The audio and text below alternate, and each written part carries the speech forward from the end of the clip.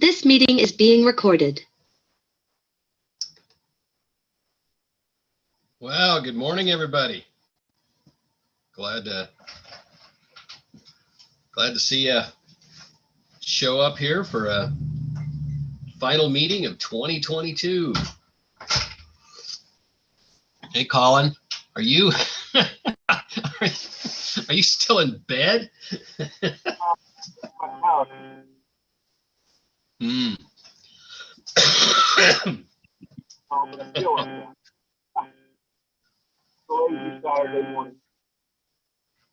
Wow, I just barely understand you there. Sorry. Lazy Saturday morning. Hmm.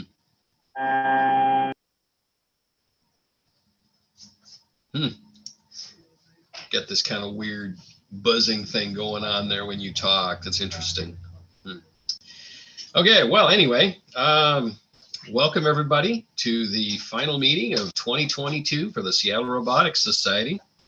And we'll just get rolling on things here. So we are, as you heard in the Zoom announcement, we are recording, and so we'll kind of follow our typical agenda here, and most of you are probably pretty familiar with by now. And just some general housekeeping. Just mute your microphones. I can actually do that if necessary. So when I hover on your well, actually, it looks like I guess I can ask you to unmute. So I can, but I think I can probably mute you too. So just in case, if I hear somebody got a little background noise going, I might just mute your microphone there. So don't be offended. I'm just trying to make the meeting as comfortable for everybody as possible. Let's see. I'm gonna open up the chat window. So if you have any questions, or if there are links that you think would be useful, post them in the meeting chat, and I will try to kind of keep an eye on that. And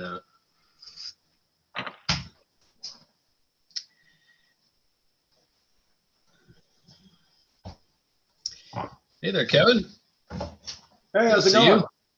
All right. Let's see. Okay. Yeah. So if you've got any information that you'd like to share with everybody, just paste it in the chat there. And if it's something that you want to talk, just I suppose you could just jump in, and I'll let you. We'll just kind of let you take over. So I sent an email to Eric Van Buren, who is the field house manager. So I talked to Kevin Ross a little bit about the place. He says, well, he's not really directly involved in the facility or anything like that, but he says that Eric Van Buren is the guy that's in charge of this place. So I've sent him a couple of emails now, and I have not heard back from him yet regarding in-person meetings. So I'm hopeful something will happen. Oh. Let's see here. I got some. Okay, thank you. Yeah, I'm hopeful that we'll hear back from him, and we'll get some idea of when in-person meetings might be able to restart. That'll be a kind of a little bit of a, what would you say, adjustment, since I'm no longer in Washington, so I'm not going to be the one to be able to run those things unless I happen to be there on a meeting Saturday or something. But the plan is to continue to do them on Zoom as well, so that those of you who are not locals, or it's not really convenient or possible for you to get to our in-person meetings, you can still join us. So it is our plan to kind of keep everybody, as many people connected as possible. So yeah, so there will be when that happens, there probably will be a need for some assistance for people that are whoever's running things. So if that's something that you can help with, we would really appreciate you raising your hand and letting us know. That's not sure just exactly what all that will entail. So anyway, you can reach out to the society at the Seattle Robotics Society at Gmail, and we can put you on the list. Let's see. All right. Who am I? Okay, I'm going to do that. Let's see here. My wife and I have moved to Idaho, and I'm just going to stop sharing for a moment here. So this is the view out our living room window from about a month and a half ago or so, and it's a portion of it. It continues let's see, it continues on both directions. Actually, it's about 160-degree view, looking to the west, and we see the Oahe Mountains. In the morning, when the sun hits them, it lights them up, and that's very cool. And then in the evening, when the sun sets, it lights them up. So that's cool as well. And because sunrise is like at 8:15 in the morning now, so I mean it's not super early in the morning. We get to see both ends of the day, so it's really pretty cool. So we're really loving being out here. It's 19 degrees Fahrenheit here in Caldwell, Idaho this morning, so it is definitely chilly. And we're getting adjusted to the lower temperatures out here, but it's fine. And as you can see, I'm growing some hair fur here to kind of try to help me cope with the cold in this place. Yeah. Well, someday maybe I can get it like that, Bob. I mean, it's just I've never been able to grow much of a beard, so.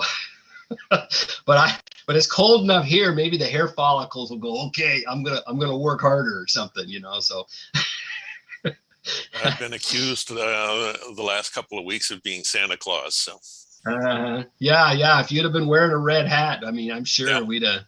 Yeah. And then the some nice little round spectacles there. Let's see. Question for all electronics. When you built a bunch of robots and you have tons of little capacitors, things, and how do you store them? Tray, locker, container, other. Oh yeah. Anybody want to jump on that one? I use little drawer bins myself. I've got a whole bunch of them out in my garage, and I try to sort things at least by ranges of value. I mean, it gets to be a little bit tedious if you're trying to take every individual value of resistor or capacitor and sort them. But sometimes if you can just kind of pick reasonable ranges of things and then put them in there, that's what I do.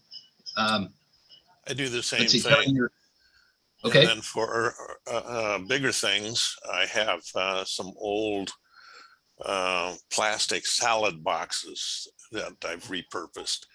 And so I use those to store bigger things like controllers or small motors or something like that. Sure. Yep. So Randy, that's called a boxall. Oh, what's that? Boxall. Oh, yeah. Okay.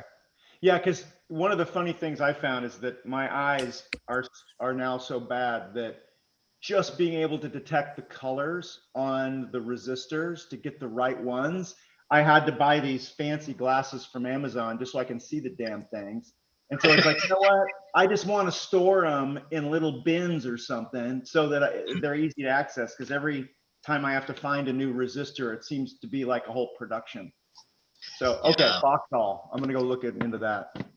So the question of how to sort resistors into a reasonable number of drawers. For years, what I've done is sort the first two bands so that you have the 22 ohm and the 220 ohm resistor, the 22,000, all of those go in one bin. And then you'll sort when you reach in, you only have to look at the third band.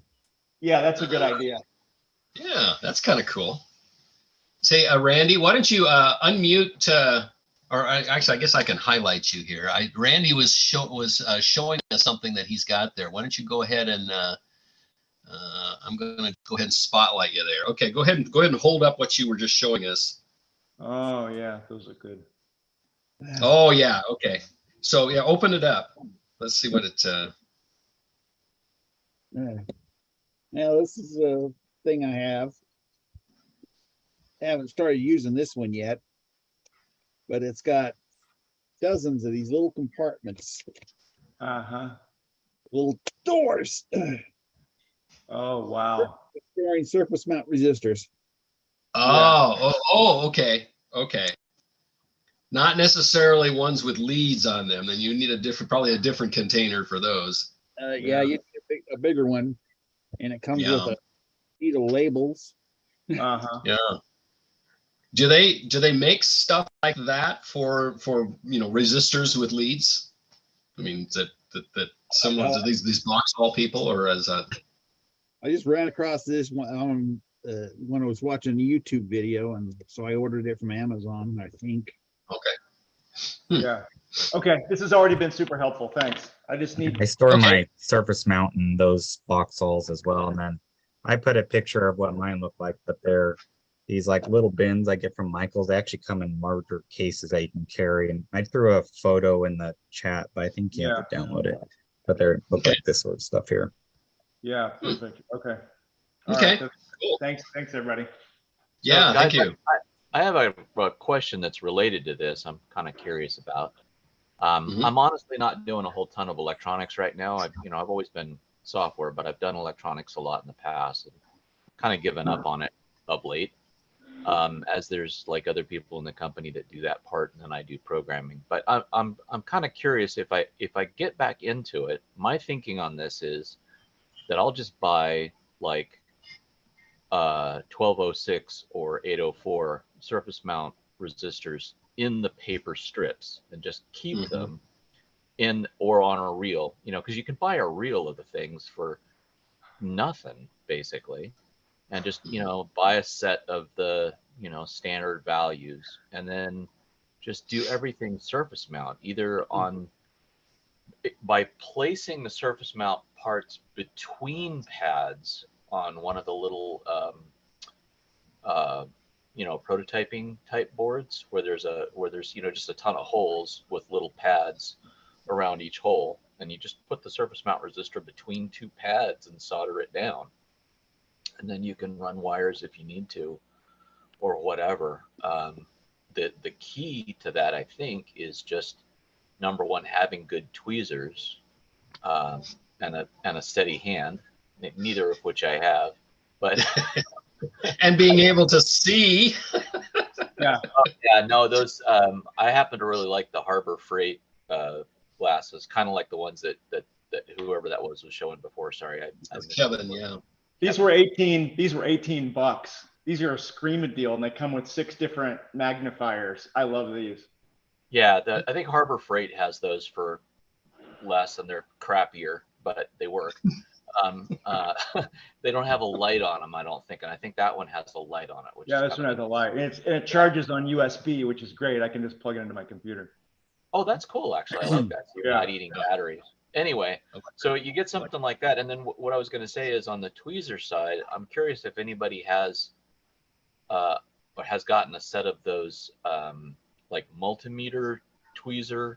It's like a tweezer, but it's got a built-in LCR right in the tweezers or as a separate unit. And so in other words, one side of the tweezer leg is one lead and the other side of the tweezers is the other leg, and you reach down and pick up the surface mount component and it tells you what value it is, because of course you have no hope of reading color codes, or they don't print color codes on them off a surface mount. But I'm just curious if anybody else has used those, because if I get back into it, that's what I think I'm gonna do. Anybody have a bead on where? I'd love to see that little gadget.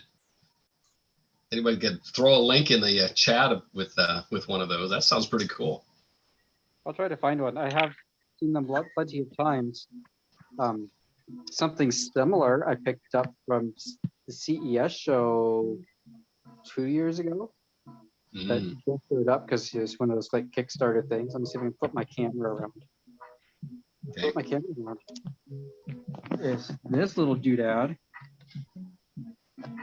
and which has your ground probe on the back, and then let me pull this tip off. We got your tip, and the other normal tips, high voltage tips, voltage probe tips, and other oscilloscope tips, Oh yeah. and that gives you on your cell phone oscilloscope, voltmeter, capacitance, resistance, continuity, circuit analyzer, and log for a long time internally, and then you can pair it to your phone later and grab like a fairly long log out of it. That's Is a nice this little a- unit. How much did that cost? You know, I don't remember. As I said, this was one of those Kickstarter things that I bought a long time ago.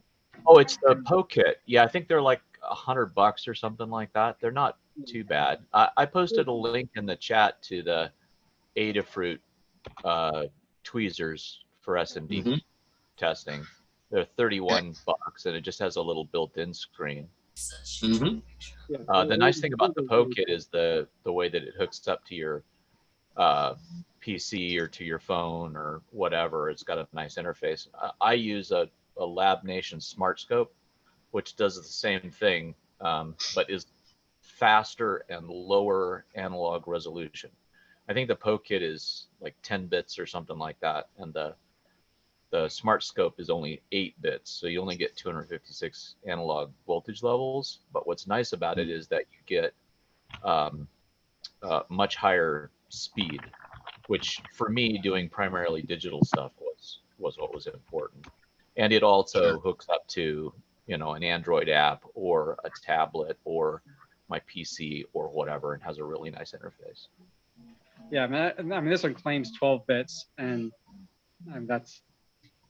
Yeah, 12 bits, yeah. So, yeah. I mean, the Poe kit is better as like a multimeter and like a, because it has a data logging capability in it. And I think it has a kind of a scope mode, but it's real slow. Oh, 1 million samples per second. So that's not bad. That's in the kilohertz range. Yeah, I mean, it's totally down below functional in those things. Yeah. I mean, I would be really questionably saying 12 bits. I mean, it sure has a 12. I mean, yeah, everybody knows if somebody says 12 bits, you're getting 11 bits or 10 bits. You know, that's normal. Yeah. I mean, even our tech scope, you know, our tech scopes are, most of them are only 9 bits. So yeah, it's kind of hard to go, oh, I'm sure it's really 12 bits. But yeah, the other thing I really like about the Lab Nation Smart Scope, and I don't know if the Poe kit does this or not, but the Smart Scope has all kinds of protocol decoders in it. So you can like hook it up to a serial stream, and it'll actually decode the serial data and show it to you on the scope. Yeah, on the screen. You know, you only have 1 bit, so you can pair like 4 of them to your phone at once if you wanted to spend that much, and then decode SPI or something. Oh yeah. You know, so the Lab Nation is 2 analog probes, and then I'm sorry, am I talking over you, Richard? Hard to. Right. I've got music and kids here. We got company coming over today. It's crazy here. Oh, no worries. No worries. So yeah, the Lab Nation has the Smart Scope has 2 analog inputs, and it has what is it? 8. I think it has 8 digital inputs, because it functions as both an analog scope and as a logic analyzer. And then it has like 3 outputs, which you can form, which you can put out digital format or analog format on. So you can have it generate test stuff. But the protocol decoders are just awesome on it. You know, I've used it to debug SPI issues, I2C issues, and like almost constantly serial data issues. You know, like, oh, that value isn't what it said it was sending. It's actually sending something completely different. So the problem is here. You know, I can't tell you how many times that's saved me. So I really love that part of it. Anyway, so Cool. yeah, if anybody gets a pair of tweezers like that, let me know how it works out for you. So, So, hey, James, with regards to organizing your surface mount stuff, I faced the same problem, and I was tempted to buy one of those books full of like surface mount resistors in a variety of sizes, but Oh, you mean inevitably, like the plastic protector sort of sheets, and then a strip of paper tape in each yeah, slot? I mean, yeah, you Okay. can buy them pre-populated with a whole variety of sizes. Oh, can you? That's cool. You can, but inevitably, I would need 100 1K and no Right. 560s. Right. And the point is, you can buy a reel of what 10,000 of the 100Ks for almost the same price that you can buy 20 of them. So like, why not just buy the reel? Well, I wouldn't quite go that far, but what I did is I made this notebook. This is all my surface mount components. Everything, I've got resistors, capacitors, transistors, voltage regulators, LEDs, microcontrollers, all in this one notebook. And what I bought were, you can get them at Office Depot. They're the sheet protectors, right? The 3-ring binder sheet protectors. But in this particular case, you put the page in this way, right? You don't drop it in the top. You put it in this way.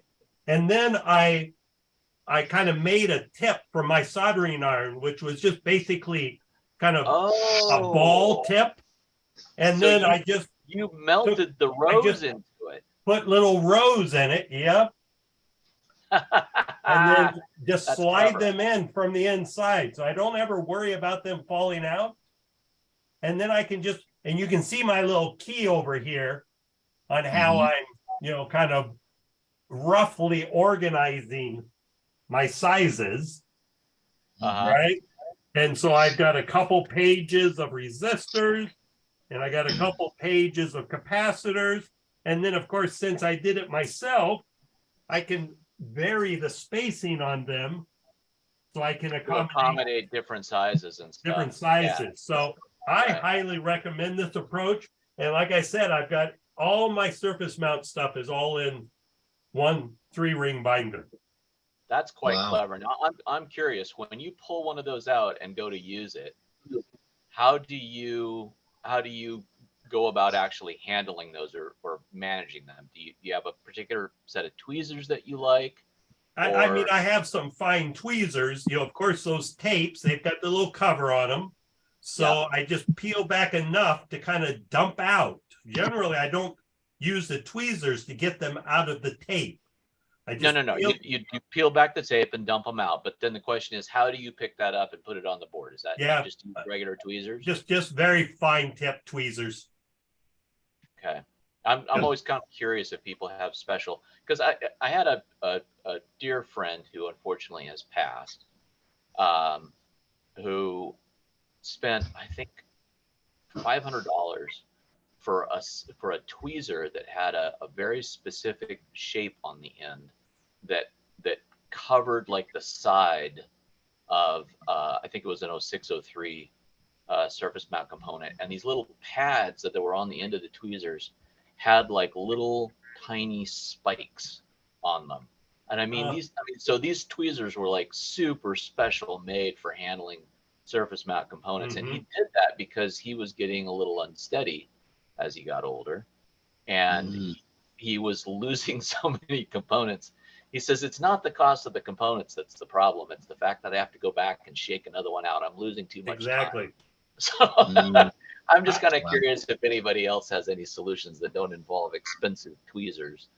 I mean, I've tried the little vacuum pickup, the cheapy ones. Those didn't work for me at all. I'm tempted to get a powered one, that has like a little hose and a little vacuum, and try that out. But the really cheap little plunger finger activated one didn't work for me. Yeah. So did you make a pick and place machine? You did. You made a pick and place machine. I haven't picked and placed anything yet. Well, so is the vacuum head not working on that one yet? Oh no, vacuum head works lovely.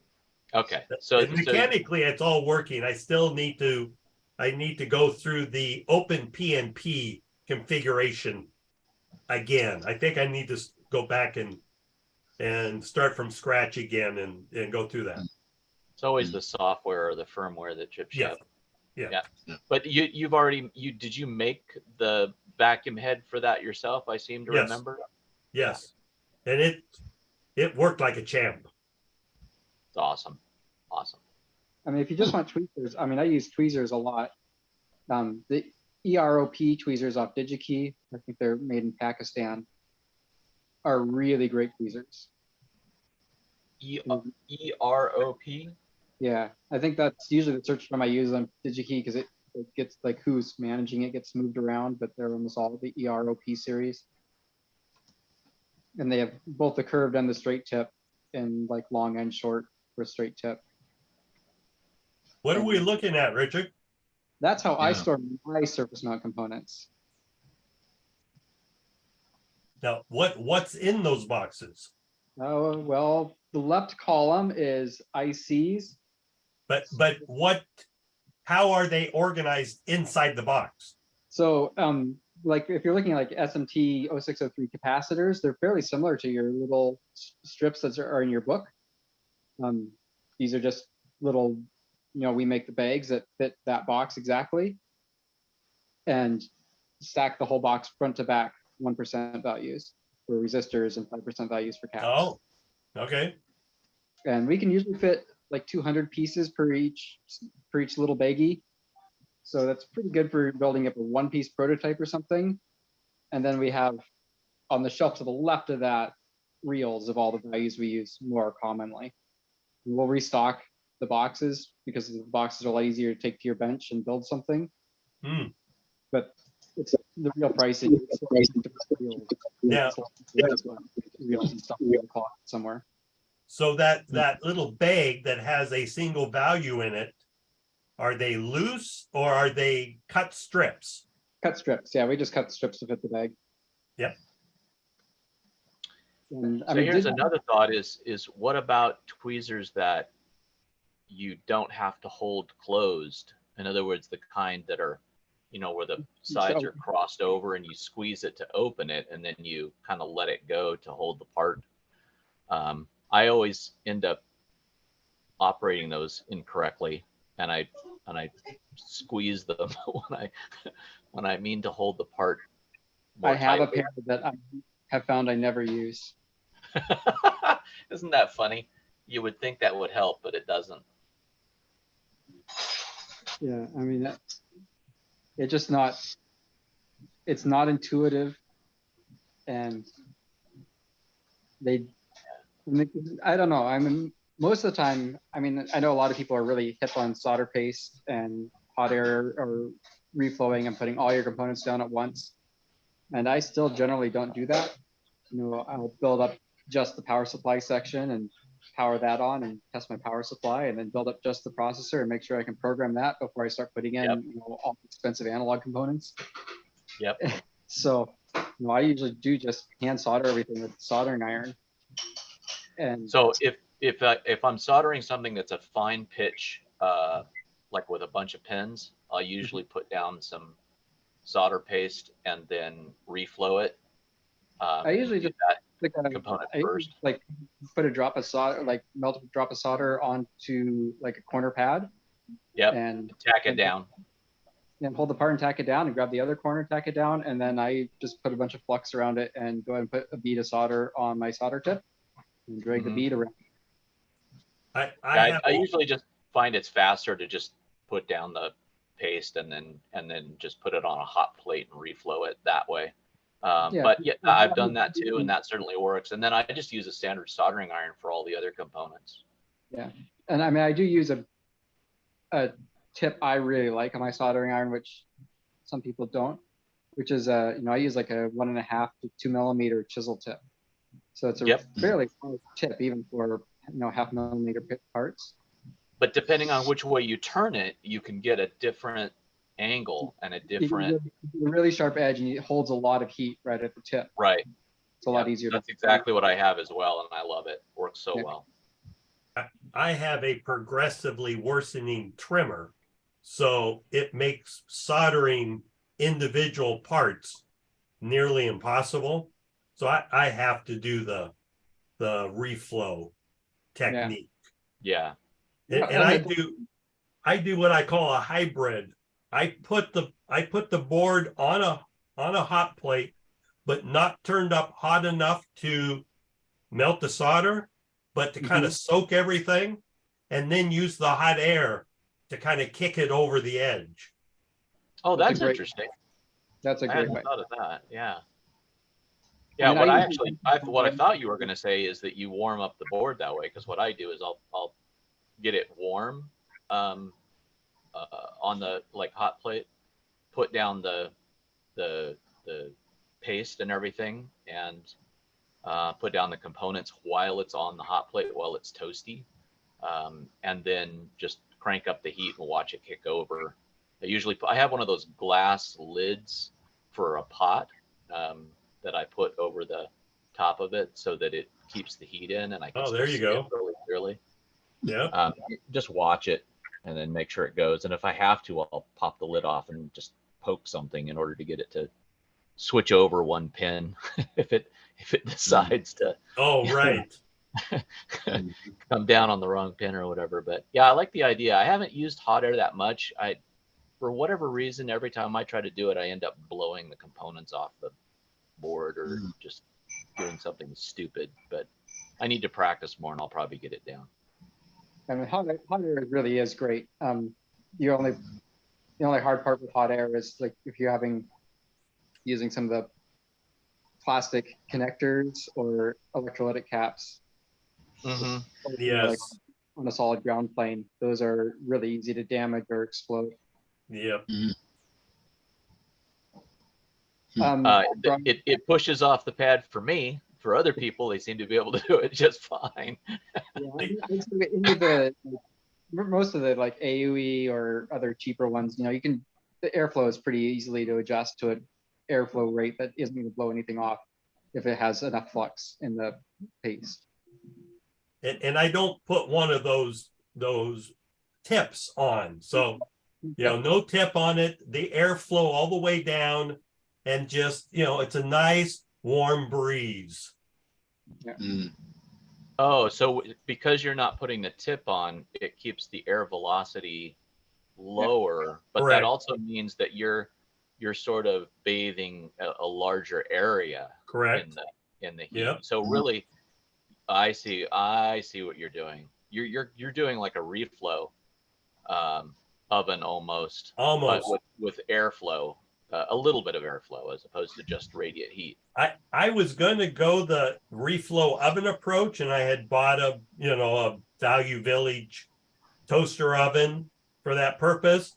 But then I was using it for getting things off of boards. But then there's always that race, heat it up, pull it out, and then really quickly trying to get the stuff off and then having to put it back in. And I realized that if I did that for reflow, it would be kind of the same thing if anything didn't get positioned right. So I abandoned that and decided to go the hot plate avenue. You know what I love for getting components off boards, and I enjoy doing this so much that I can't make myself do it any other way, is I'll hold the board up in the air and then heat up the component either with the soldering iron or with a hot air gun so that it's ready to come off. And then I whack the board down. It's so enjoyable watching the thing fly off that I can't make myself do it the right way. None of us are going to do that the wrong way. Yeah. So when I said hot plate, what I actually meant was, crap, my wife's in here. She's going to hear this. The kitchen stove in a cast iron pan. Oh, Greg's hot plate, yeah. Well, my hot plate is one of those $18, college dorm room hot plates. Single burner, It works great. There it is. There's the hot plate. Yeah, see that one works great. I missed it. Do that again. I was looking down and typing. Yeah, I recommend Carbon fiber carbon steel. or carbon steel. Yeah. I'm partial to my cast iron, but those are good too. All right. Well, that was a great discussion. How about we get back on track, huh? No, just kidding. You guys are great. What we were supposed to be talking about robots? Yeah, you know. Iron. You can't do tomato sauces in a cast iron. You can put carbon steel. I'm never sure what we're supposed to be talking about. I think we just kind of grab onto whatever seems to, wag everybody's tail. Wow. All right. Well, I'm attempting to share a slide. There it comes. Okay. So just, let's see. I don't know if Chaz, do you want to say anything about Snowco Maker Space here? Do a little plug for it? No, other than on the first Saturdays, we also have robotics club meetings. They're a little different. They're in person, smaller group, and we just get around and talk about what we're working on. So, cool. Yeah, usually glom on to something that's going on here and then talk about it perhaps. Cool. Well, that sounds like fun. Yeah. So that's up in Snohomish, up near Everett. South Everett. We're just South Snohomish County. Mm-hmm. Yeah. So, okay. So anyway, there's go ahead and look that if anybody that's in the area or wants to join these guys, feel free. Okay. Let's see, Robothon committee. I know Lloyd's on here. You want to give us a little update there, Lloyd? Yeah, so yep, we're looking at probably 2 events next year. We don't know the full details. One of them will be earlier in the year, probably May, June timeframe, which will be a in-person outdoor Robo Magellan. So if you've got a Robo Magellan robot, start getting it ready. We'll be doing something with that. It will not be at the Seattle Center. I think we're going to use I think it's an elementary school over in Federal Way area by Donna. So stay tuned for that. And we will probably do a Robothon exhibition later in the year. So we'll, this may be a dumb question, but what's Robo Magellan? So, boy, we've been in COVID too long. Okay, so Robo Magellan is a outdoor contest where you have it's usually a reasonably good sized robot, but capable of handling, outdoor terrain. And the goal is to navigate to and touch an orange cone based on GPS and vision, and then return to your starting point. So we've done that. Thanks for the explanation. Say again? As you said, thanks for the explanation. Yep. So yeah, we'll be doing that one earlier in the year, and then keeping going with our Robothon exhibition probably later in the year. So we've got our January planning meeting. We'll set dates and nail the plans down at that point. So stay tuned. But if you've got a Robo Magellan robot or planning on doing a Robo Magellan robot, start getting it ready. So if you visit the robothon.org website, and I've got that up here on the sharing the screen on it, it provides the overall the rules, the objectives, everything specifically related to that contest, robot specifications in terms of size and weight, etc. And it's pretty detailed, talks about the course and scoring and how everything goes. So just jump over to robothon.org, and then up at the top there's contest rules, and then it lists all the different contests that we do. So you can just you can just jump into that anytime, check that out anytime you need to. So somebody wants to, could somebody just throw robothon.org into the chat there just for fun? Yeah, if I can grab that. Hang on a sec. All right.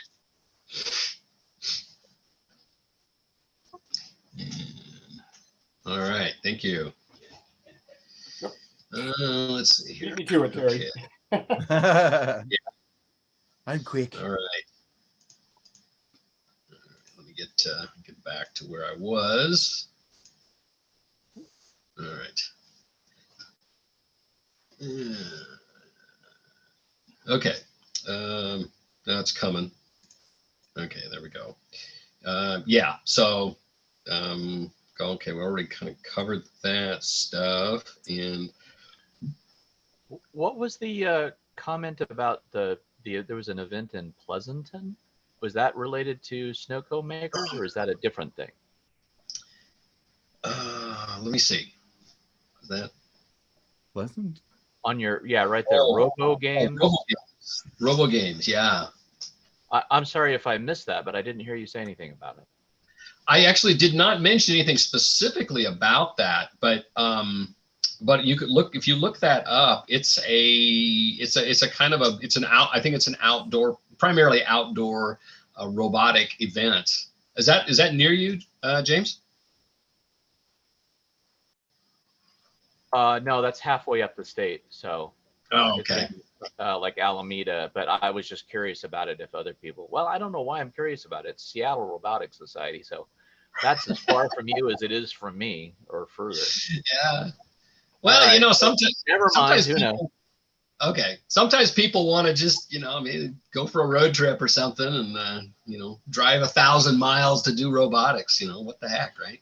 Oh, Robo Games is the like using robots to play sports and things like that, like soccer and whatever. I thought I remembered the name from somewhere. But they're also doing killer robots now, trying to get in on that sort of money, I guess, trying to compete with battle bots or whatever.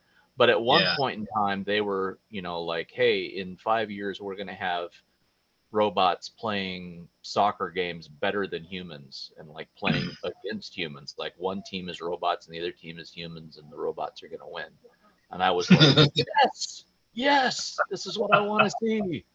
But they kind of gave up in 2017, I think. And now apparently they're trying to come back, but more with like the battle bots format. Okay.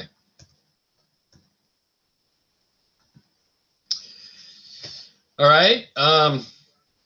Presenters, if anybody comes across a presenters, feel free to forward me contact information for them, and I'll see about reaching out to them. I'll show you coming up here. I've got a bunch of the slots coming next year booked. It'd been a while since I'd gone and updated the calendar with the presenters that I'd lined up, so I finally got around to doing that. If anybody here would like to present on something, I think Chaz, you were going to talk about. Are you talking about batteries or something like that come next year? Yeah, after I don't know, it was the last meeting or the one before. Apparently, it's a controversial topic. So, sounds like fun. Yeah. But yeah, I'm gonna give it a whack. So let's see if we can start some flame wars on batteries. Well, that would be cool. Maybe literally. Yeah.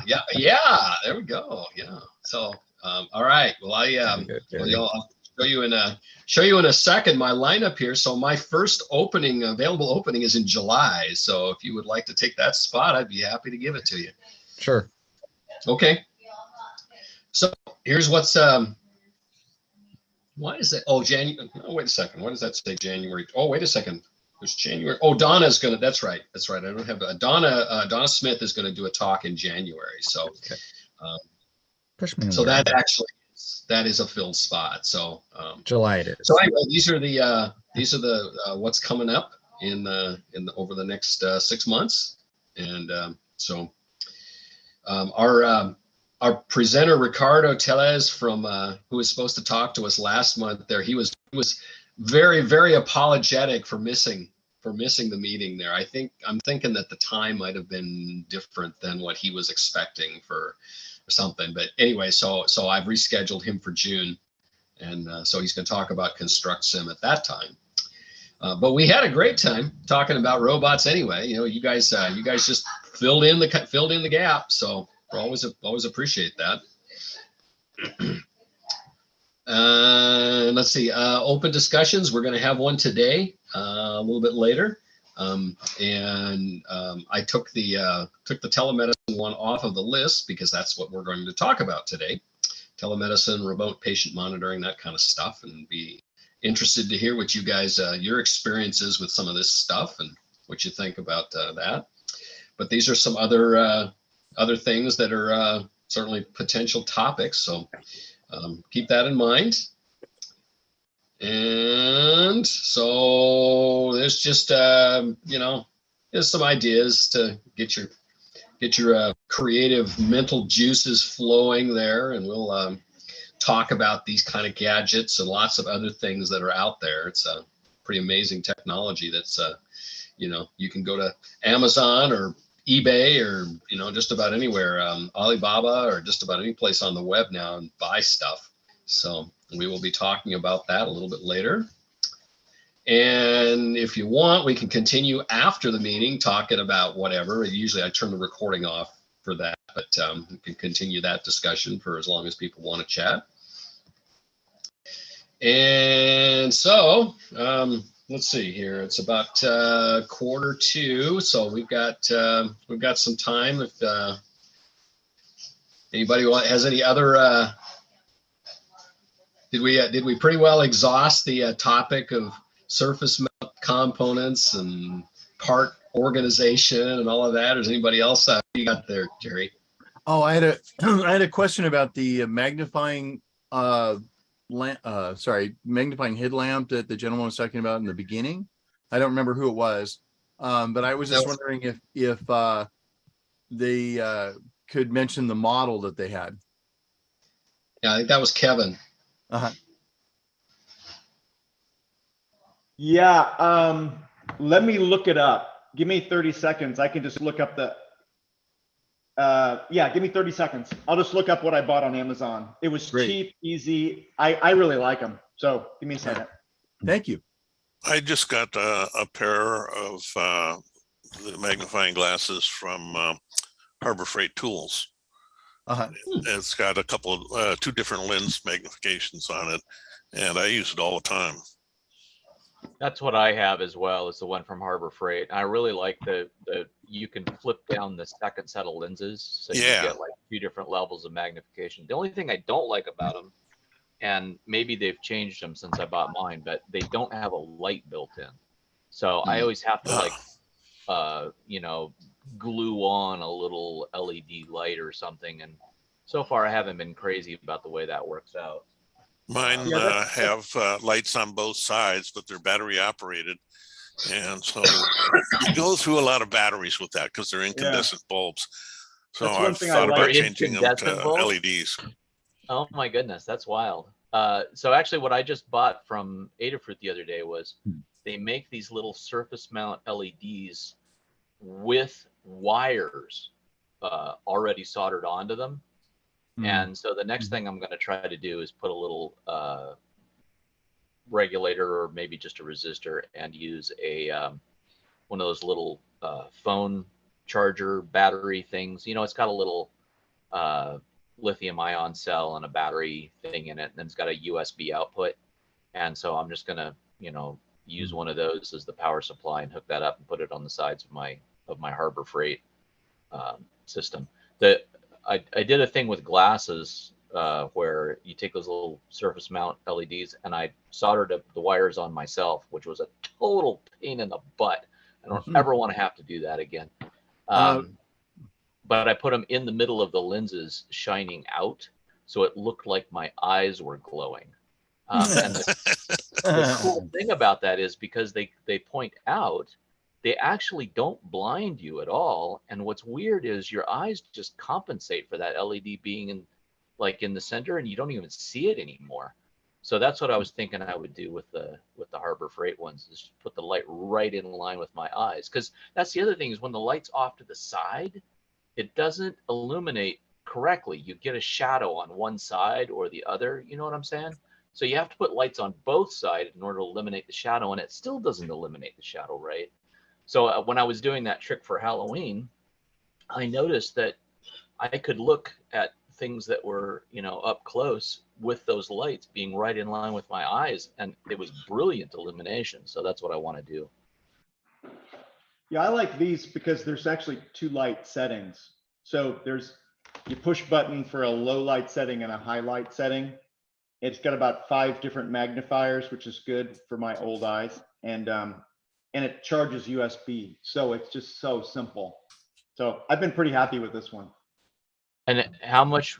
Oh, I see you just posted the link. Yeah, I just posted the link in there. Oh, good Lord, for $20, that's. Yeah, exactly. It was a whopping buy that. Yeah, it was a whopping $18. And I thought, okay, this is a no-brainer. So it's been great. And are they comfortable with that little nose thingy? Okay, cool. All right. I Well, don't that's end the up end of wearing them that. for hours. I just need to wear them in order to, hook up a circuit on the breadboard really carefully, or stare at my capacitors to read the damn colors. But it's been super comfortable so far. So Kevin, do you wear them over your glasses, or do you take your glasses off? No, I just take these off, and then this thing flips up and down. So I just flip this up if I'm going to do something coarse grained, and if I'm doing something fine grained, I just flip it down. Okay. Right. So these have worked really well. I find that since the focal distance on my eyes is so different, I have to wear my glasses underneath them. Yeah. Yeah. But that should be possible with those, I'm assuming. It looks like there's more than enough Yeah, I room. can. Yeah, I can, like there's plenty of room. I can physically put these on actually over my glasses, though I'm little, everything's pretty distorted now, but you can physically do that. Yeah. Mm-hmm. Cool. Okay. Well, anybody got any robot project updates to share? I have one little thing, an Adafruit buy that talking about needing glasses. So I had a Raspberry Pi. It's not currently in the robot right now. But sometimes you go to a place and you want to add on Wi-Fi so you can SSH into your Raspberry Pi. So I think I got like the world's smallest screen here. That's like you really need to, I mean, I can read it if I take my glasses off and I get my face close. But if you plug in your little keyboard and mouse, it's just barely enough so that if you have like a script or something to run, you can log in and log into Linux and run it. So that thing is basically an inch by an inch, and yeah, I'm like, I can read it right here. You know what that needs, Chaz? Have you ever seen the movie Brazil? In that movie, they have these Fresnel lens magnifiers that they put over the front of the screens. Do you remember that scene from the movie? Yeah. I've always wanted to do that, and that is absolutely the perfect application right there. You just put a nice Fresnel lens over it, and then you can play the theme song in the background and wait for the Department of Information Retrieval to show up. Yeah, it's nuts. How many pixels is that across and down? It was like 200. They call it 1.3 inches. It's 240 by 240. Wow. Yeah, and I think it's like $14.50 or something like that. I'll drop the Adafruit partner link in here. Yeah. But it plugs right into the little the strip, so kind of handy. There you go. That's pretty cool.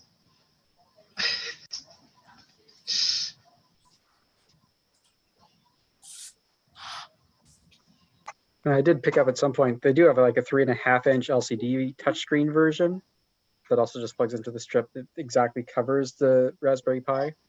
And then they have a cute little acrylic case if you want something fancier. Mm. Yeah, I have that one too. I like to spend my money at Adafruit for some reason. They're kind of expensive, but they got fun toys. Yeah. They appreciate that sentiment. Yeah.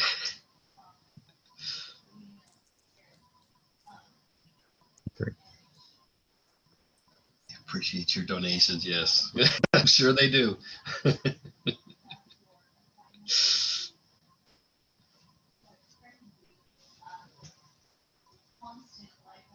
Ah, okay. I'll check that out. All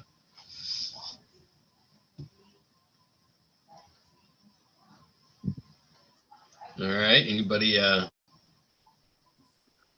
Anybody got any Anybody leads on a wide OLED display that's small that would fit on a business card? That's inexpensive. I should clarify. You can find expensive ones. Wise Chip makes most of them, most of the small ones. Uh-huh. There's a, I want to say it's OSD is the distributor out of Florida that sells them in the United States. They aren't expensive. Yeah, OSD displays.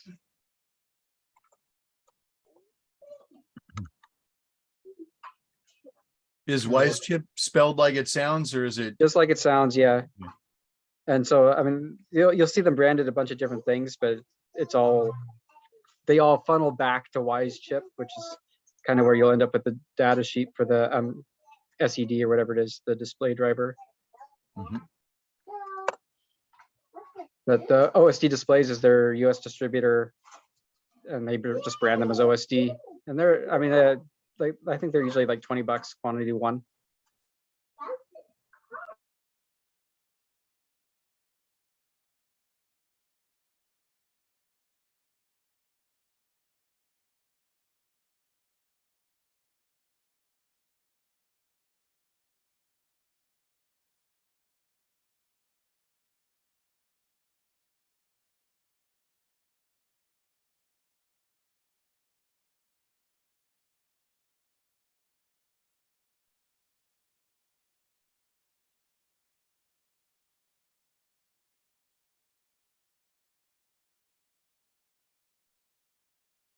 Sorry, were you getting those direct or through a distributor? Oh, you're on mute. Oh, there you go. Technically, I get them both ways. I order all of mine as like for when I'm building up prototypes in the States, I just buy them through OSD. And so you just send them an email and say, this is how much is it for this module? And they often don't have them immediately in stock because they will just order them from Wise Chip. For production, when we are running full production runs in Asia, we'll get them directly from Wise Chip.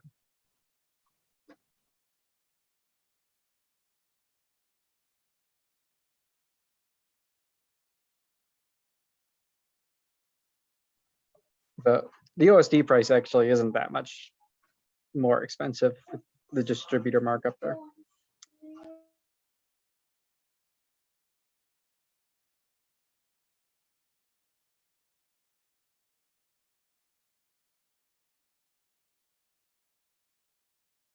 Thank you.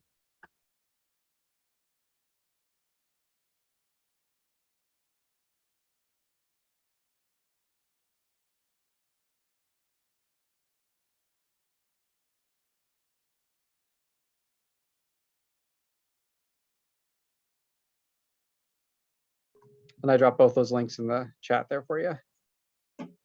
Oh, thank you.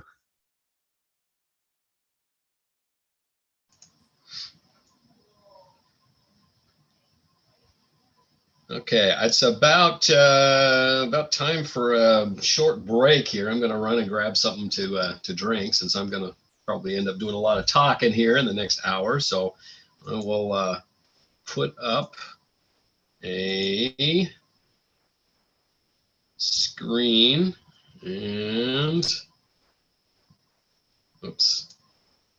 Share, come in. Oops. Well, that wasn't exactly what I wanted to do. Appropriate. We'll roll with it. Yeah.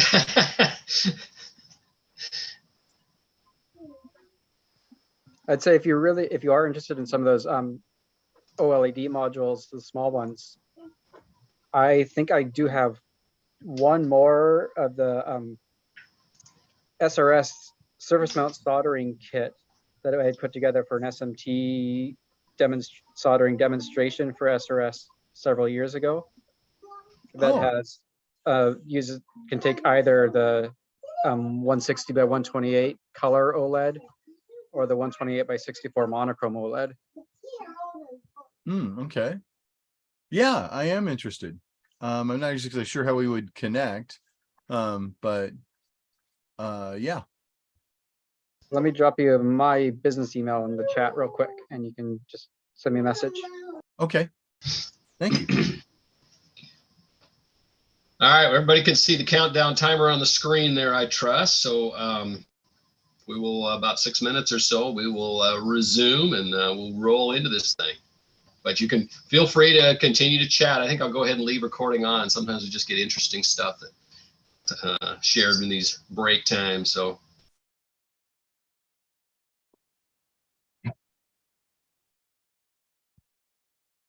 Yeah, sorry, I broke my website, or I just send you a link to my website that has like pictures and all the example code. maybe I'll fix it sometime this weekend. Greg, did you get your 3D printer running? Hey, that's today's project. Yeah.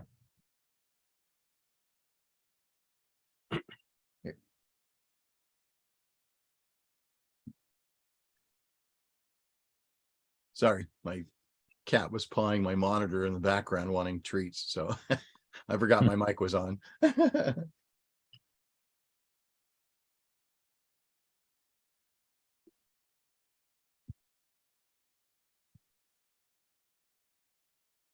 That I2C expander multiplexer or whatever they call it is working out pretty good. It took me a while to get the BL0531 or whatever that sensor is, the time of flight one that's real popular. But it's kind of a pain because instead of using the shutdown pins and readdressing it, I have to like switch the I2C address, initialize one sensor, switch I2C sensor, initialize the other, and it was kind of tricky, like trying to use all the same naming and everything for two different sensors, even though it looks like to the library, because I'm using the library, the same sensor. Is that a single initialization in the very beginning, Chaz, or do you have to do that prior to reading each time? Okay. Thankfully, it's the same initialization, and then I just have to switch I2C. Like you just send out a character to the expansion module and to make it switch to another I2C port. And I have 5 I2C things running on that individual expander right now. It's pretty sweet. I don't know why I thought it would be a big deal, but I mean, it's not a big deal. It just seemed like it was going to have issues with it. But who makes that one? It's PCA 989. Let me look it up. It's like PCA 9865A, I think. Oh, that's the wrong one. That's the PWM one.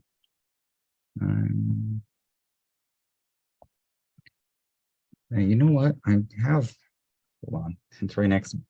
It's like right in. It is.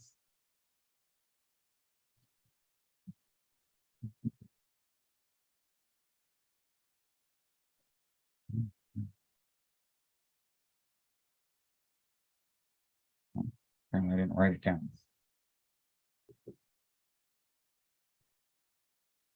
It's PCA 9548A. Or did I say 48? Yeah, 48A. Oh, look it up real quick. A is an alpha at the end. Yep. Okay.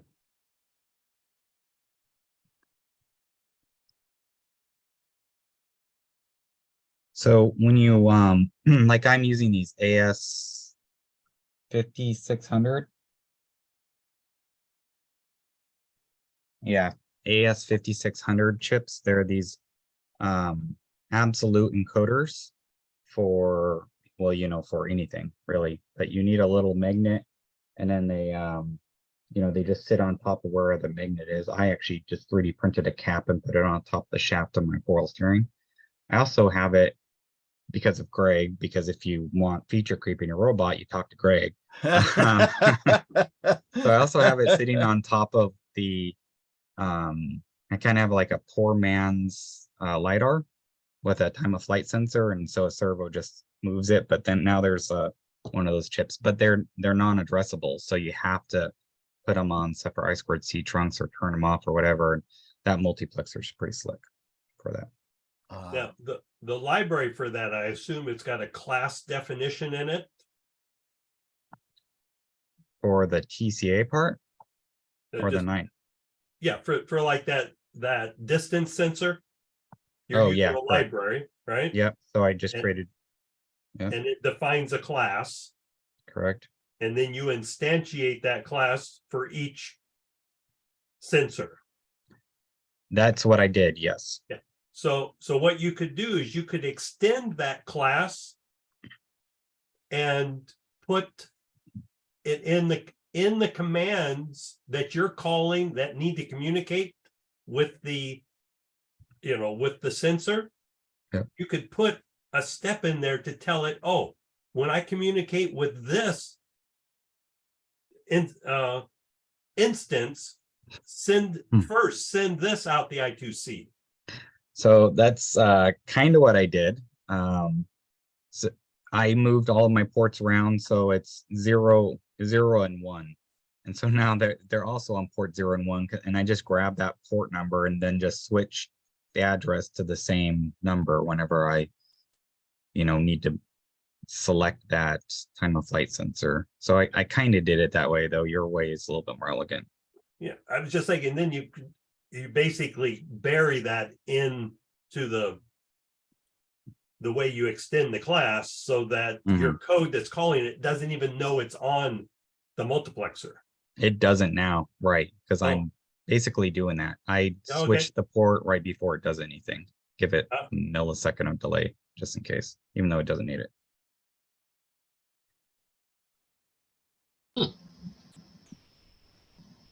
Okay, well, we are ready, and I'm back, and let's see. Whoops, I left my beverage sitting behind me here instead of putting it next to me. There we go. All right. Okay, shifting topics: telemedicine technology and remote patient monitoring. So we'll I will tell you right up front, I'm not an expert on this stuff, and I don't pretend to be. So I'm just kind of throwing this topic out, and I'm going to throw some stuff out there for you guys for questions and thoughts, and so you know, this is a kind of an open discussion on this topic, and you know, your experiences, your what you think about the direction things are going, and you know, with anymore with the technology as it is here. Let's see here. Let me. I'm going to kind of give you an overview of what I hope that we'll kind of talk about today. So we'll kind of look at a little bit what telemedicine is, and you can go out on the internet and you can look up different definitions of it. Kind of the current state of it, at least at the moment. The remote patient monitoring. Some of you, if you or somebody you know has some kind of an implanted device that's connected to the internet, either you know, some sort of a wireless connection that literally is continuously monitored, that kind of thing. There's a whole, when you measure a bunch of different things, just like with a robot, it gives the robot a better picture of the environment and what's happening around it. And for a medical patient, measuring lots of different things provides a doctor with a kind of a better picture of a patient's state of health and what's happening with them. Many sensors have Bluetooth or Wi-Fi capability or even cellular connectivity built in, so they can let's see, so we'll talk a little bit more about some of that kind of stuff. And then of course they're incredibly cheap. I mean, my goodness, stuff is ridiculously inexpensive anymore. And a lot of these things, a dozen years ago, a lot of this stuff didn't even exist. And now it's like you can just go out on the web and buy just about anything you want. And then, people are, I think people are kind of becoming accustomed to the telepresence interactions, rather than interacting with a doctor or a medical practitioner face to face, doing something over like a Zoom call, for example. So we'll kind of talk about all those things. So this is something that I just pulled off of the web in terms of several options for telehealth care. So different ways that this is implemented. Having a phone or a video chat with a doctor. That's probably one of the very, very simplest ones. Sometimes you might send or receive messages. You interact with your doctor via some sort of an email client or a messaging client of some kind, and you maybe send him data or send him or her data, and then you have discussions about that. And then there's remote monitoring, where you have sensors that are perhaps attached to your body or things that you put on, CPAP machines, for example, that have built-in connectivity so that they record the activity and then send that off to a medical practitioner. So there's kind of breaks down into these three general options. So excuse me. The care you can get with the kind of care that you can get with telehealth, for example, you might go into the doctor, they take some x-rays or run some kind of tests, and then you have a discussion about the results of those tests. That's one option. And that might be a remote conversation. It could be an electronic exchange via some kind of email, that sort of thing. There's mental health treatment, you could have online therapy, counseling, and then medicine management. So if you've got some kind of prescriptions or something like that, and you have an interaction with the doctor about how those things are going. If you've got recurring conditions, for example, you might have some kind of a discussion with the doctor remotely to address these kinds of things. Skin conditions. If this, with a cell phone, you can take pretty good pictures of your, a lesion or a birthmark or something like that on your skin, and then you can pass that back. If you've got prescription drugs, those kinds of things can be managed remotely. You've just got, you're just kind of feeling awful and you need some general advice. You might call something like a 24-hour nurse line or something like that. And then they could give you some, basic treatment options, stuff that you can do yourself. If you've had some kind of surgery and you're doing some sort of follow-up, and then if you've got some kind of you're doing appointments where you're following up on various kinds of things, like in this case ADD or ADHD type of activities. I have a son that I think he's mostly outgrown it, but he was ADHD, and it was we did a lot of remote kinds of treatments with him. And then physical therapy and occupational therapy, where you maybe work with somebody who shows you activities that you would then do yourself. So, you know, maybe you would have some basic equipment, and then they would walk you through via, let's say, a Zoom call or something like that, where they would show you how to use those things, what kinds of activities to do.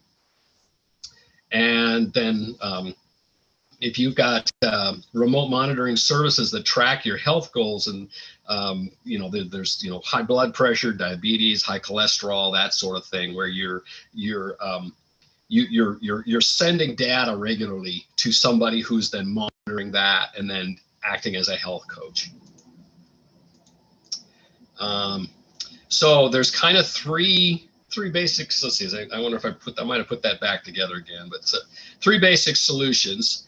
So the one of the options is that, you know, a device collects data and then sends it along. And it's not necessarily real time, but it's sitting there and it's recording data, and then it's sending it in a block, for example, to a medical a doctor of some sort, then, so that they can then see it. So maybe they get every once a week they get a data download, for example. There's near what we would call near live monitoring, where you're wearing some kind of a device that's actually recording and sending data almost in real time to somebody who's monitoring.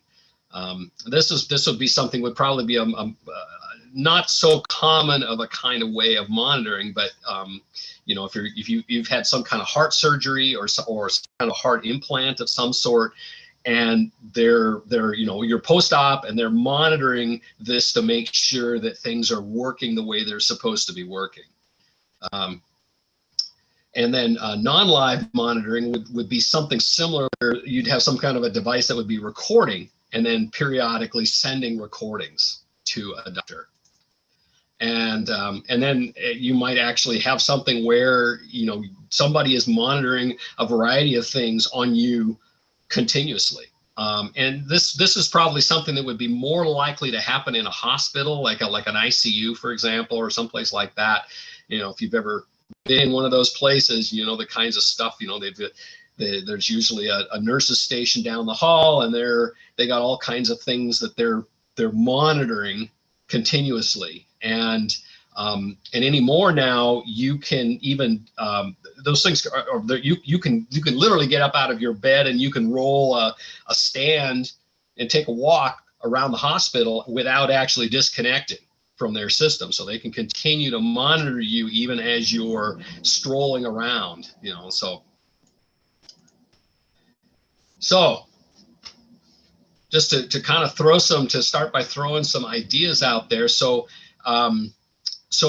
what's your general, you know, what do you think about the current state and application of this kind of technology? Are you comfortable with it? Do you think it's, you know, we should be doing more of it? We should be doing less of it? What do people think about that? Just jump in. I tell you one thing I think is interesting about telemedicine is that it opens a lot of medical treatment up to automation, which I think is something that people aren't necessarily thinking about. In other words, if you are working with a physiotherapist or something who's like telling you how to, you know, do your exercises or something like that, that can just be a video, right? And there's more and more, there's so many other examples like that, where you can have even an interactive session, but it's actually with a robot. I'm not saying that's necessarily bad. I'm just saying, in the same way that artists are now getting just completely destroyed by stable, what the heck ever the name of it is, that's producing AI. art automatically. Yeah, exactly. Yeah. A lot of people who spend their days working with patients and talking to them need to understand that their job hours are about to suddenly decrease. Mm-hmm. I understand that in general, there's a kind of a shortage of at least qualified physical therapists, for example, that there's more need than there are people available to do it. And I'm not certain if that's true, but I've heard that. I don't know if anybody else has if anybody's heard that.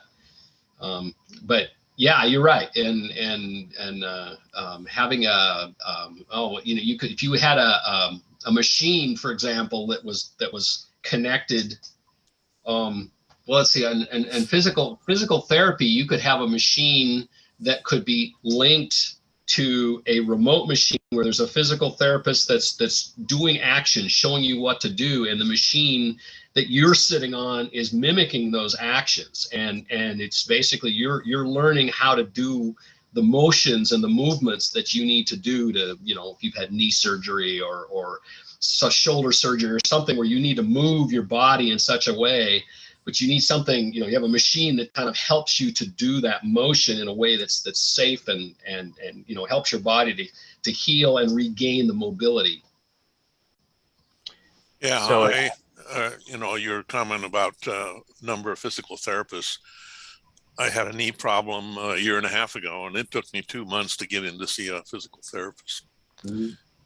Right. And the So other in that thing time, is, you could have just found a YouTube video probably and well, done it without him. maybe. I actually had to go in because of some of the things that they were doing required them. But the other thing that I've done, I had a hip surgery several years ago, about 10 years ago. And I went in and I asked them just to show me what I was supposed to do. And I had a gym available, and that worked out just fine. So rather than going in 3 times a week, I just went to the gym every day. So I think that the thing that's key about telemedicine and automation is that when you go to telehealth or telemedicine, you are inherently providing training data, which then can be used to train an AI system. So in other words, if you like go in and just have an appointment with your doctor, or, you know, you do medicine the traditional way, they have to do extra work in order to record, like, you know, what was done and what was said and, you know, what the symptoms were and all that kind of stuff. But if you're doing it via telehealth, that recording is free. It's already, you know, the data is already being captured, so there's no extra work required to record it, and then that becomes training data for automation in the future. Sure. Does that sound like a good thing? It's good and bad. I mean, it's good because it's going to lower the cost of treatment.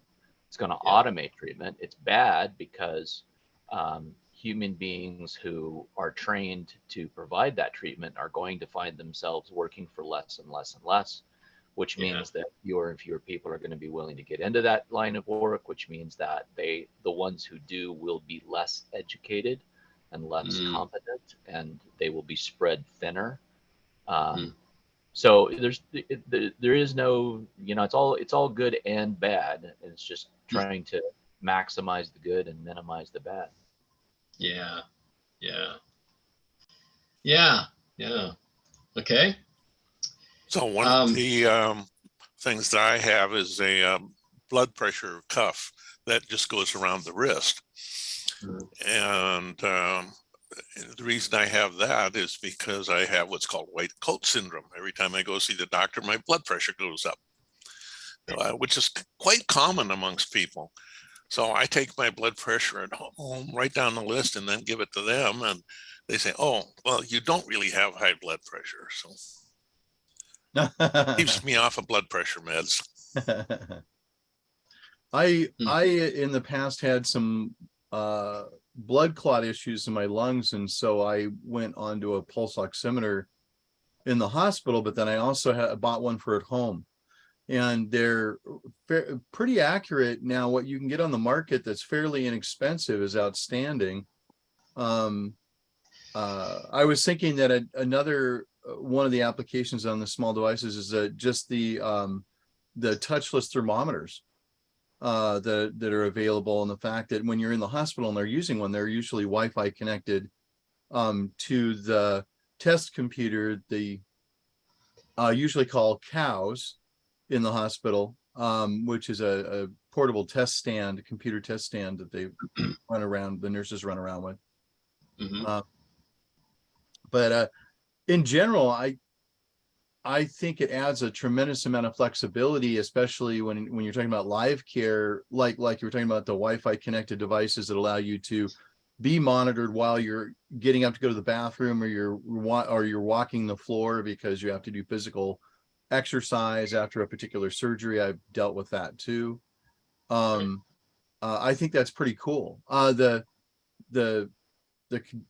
side that concerns me is the digital security side. It also makes your devices, more vulnerable to potential hacking and probing of your private sensitive data, or more importantly, your online adjustment to your instrument. A friend of mine had heart surgery, and she was able to go home, but she had a continuous monitor at her bedside for her heart condition, and the doctor would read the data and then send updates back to the device to adjust her fibrillator, her internally implanted fibrillator. And so, that's, both good and bad. Instead of being in the hospital multiple times a month to be monitored, she could be at home. But it does worry me that if someone manages to hack that connection, they could literally kill people. And that's a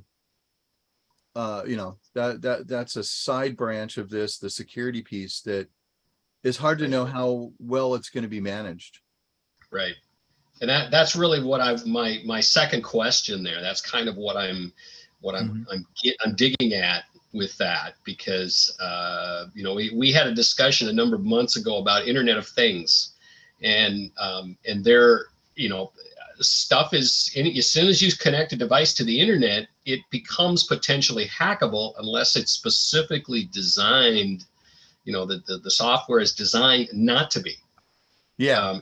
And there's a lot of companies out there that are putting things out there because it's easy to do, but they're not really thinking through the security side and the keeping data safe and keeping control safe. And particularly when you're talking about devices like something that's, programmable, connected to a person, and it could be programmed to literally to kill a person if that thing was shut down, for example, or some, that's kind of a creepy, conspiracy assassination kind of thought there. It's like, yeah, wow. Imagine being able to take somebody out by just sending a command across the internet, and it's like next thing you know, they just drop over dead.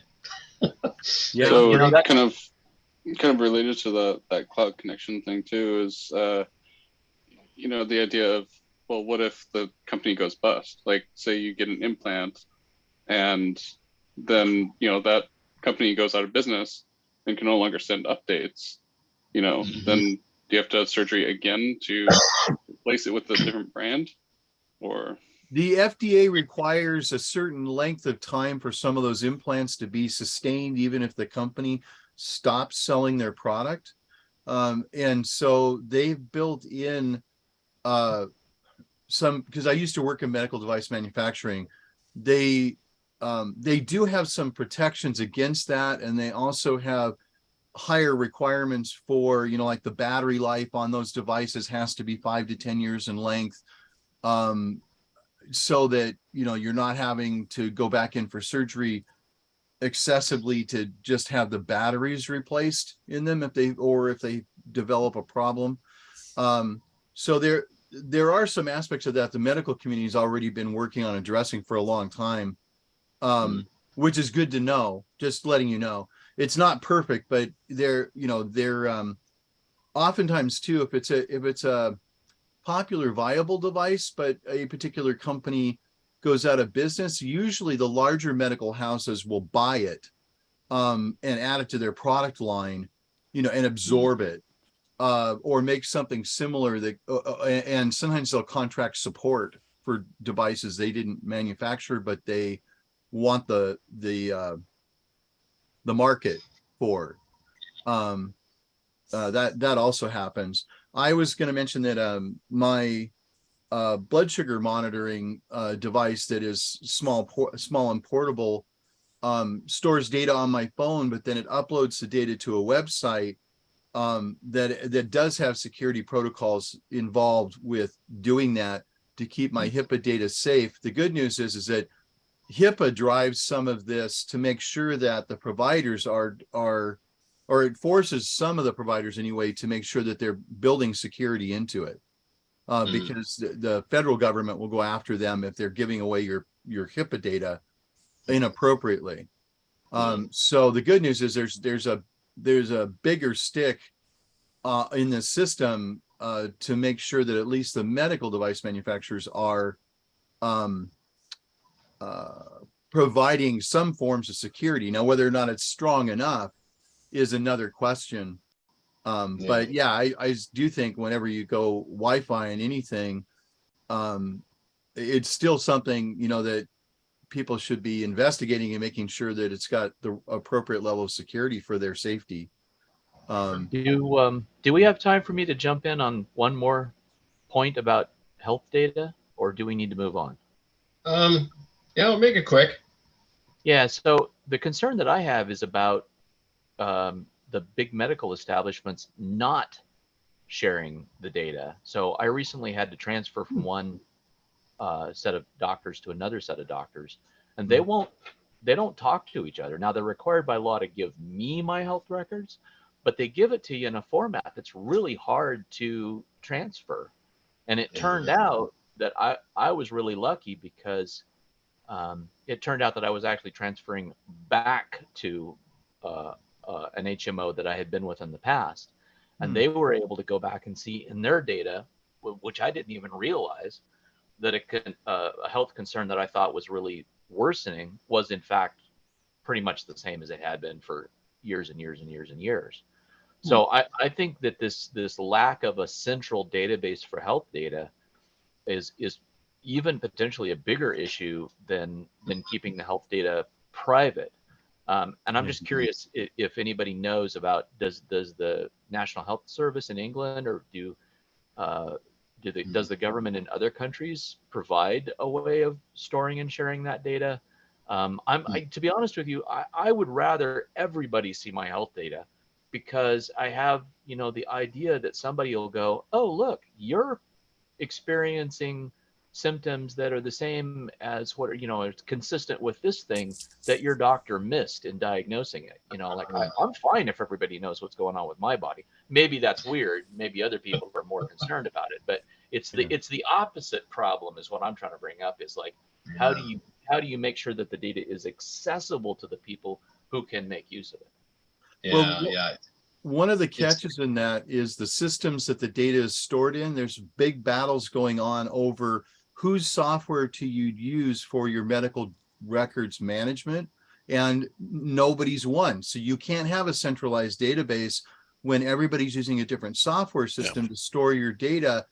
Normally too, when you transfer your data, all you have to do is sign a waiver from the primary provider to give the data to the secondary provider, but it's a HIPAA form that you have to fill out, and they're supposed to be giving it to them directly. You're not supposed to have to hand carry that.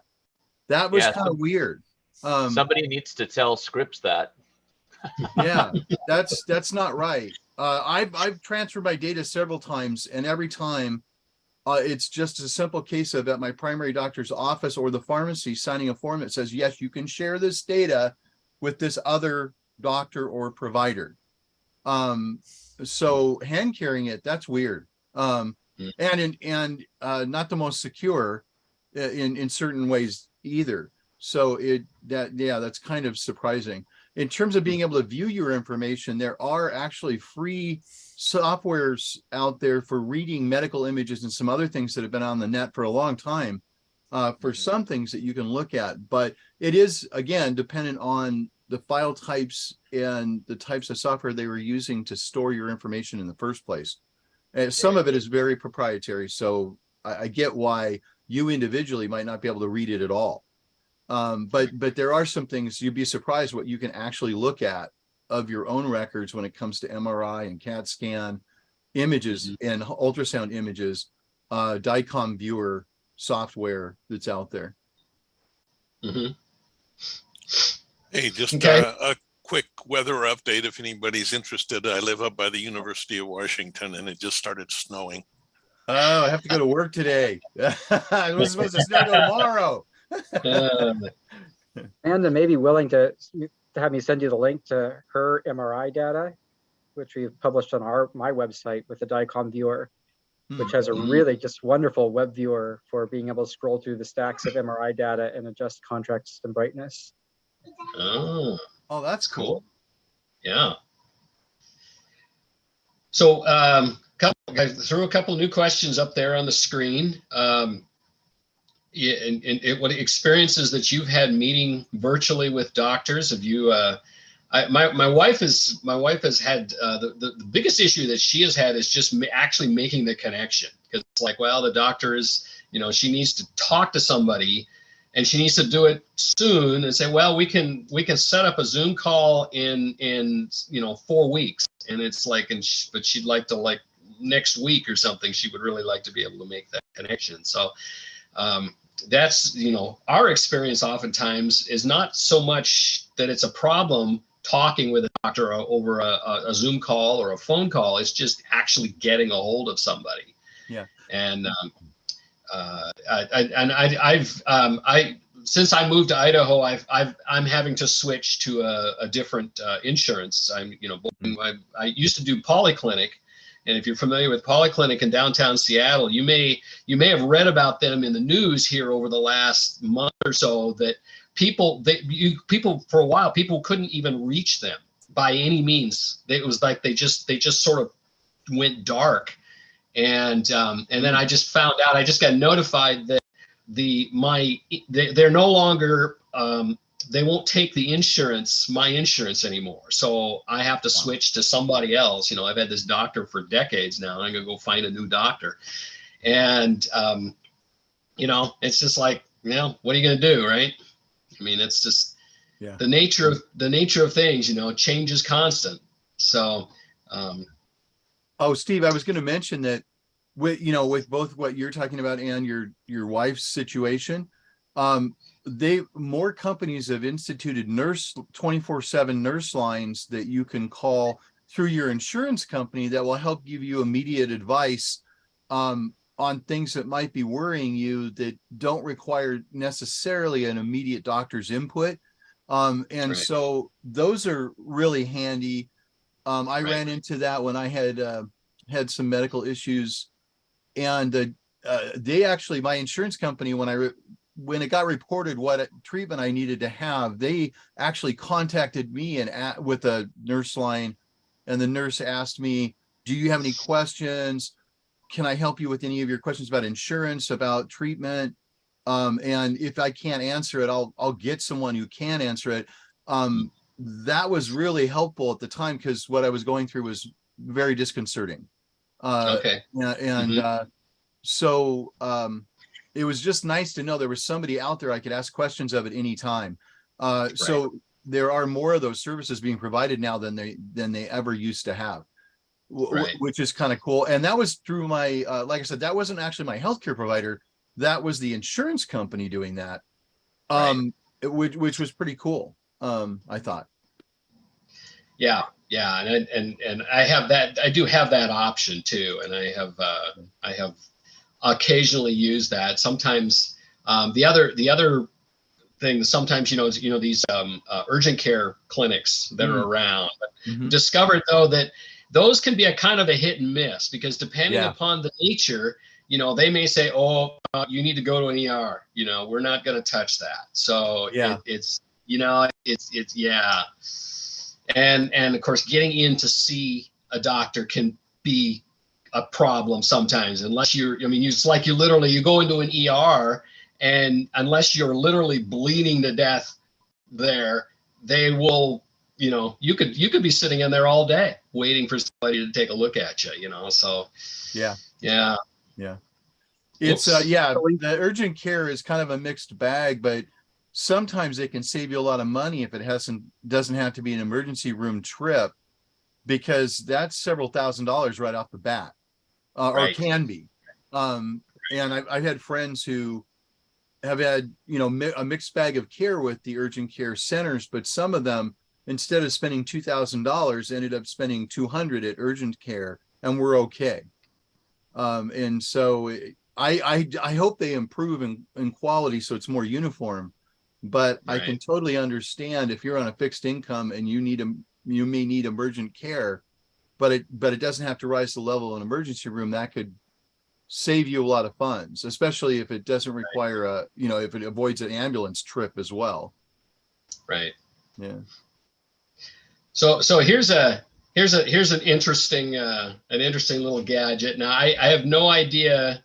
I have no idea how much this thing is. It kind of looks like it's not really intended for the average person to purchase, but who knows? You know, it might be something. If you had a lot of money, you could afford to buy one. But this looks like, you know, if you've been out on, you know, Alibaba and eBay, you can get these cool little close-up examination cameras. You know, you use them for printed circuit boards and things like that. But you know, they would be great for examining cavities in your body too, you know, looking in your ear canal or looking down your throat, things like that, looking up your nose, things where you know, it's difficult to see, and is something that has lighting built into it that's adjustable so that you can kind of get a good get the right intensity of lighting to be able to see something. And then you know, if you were on a virtual call with a doctor where you had a device like this and you could sort of show him what you're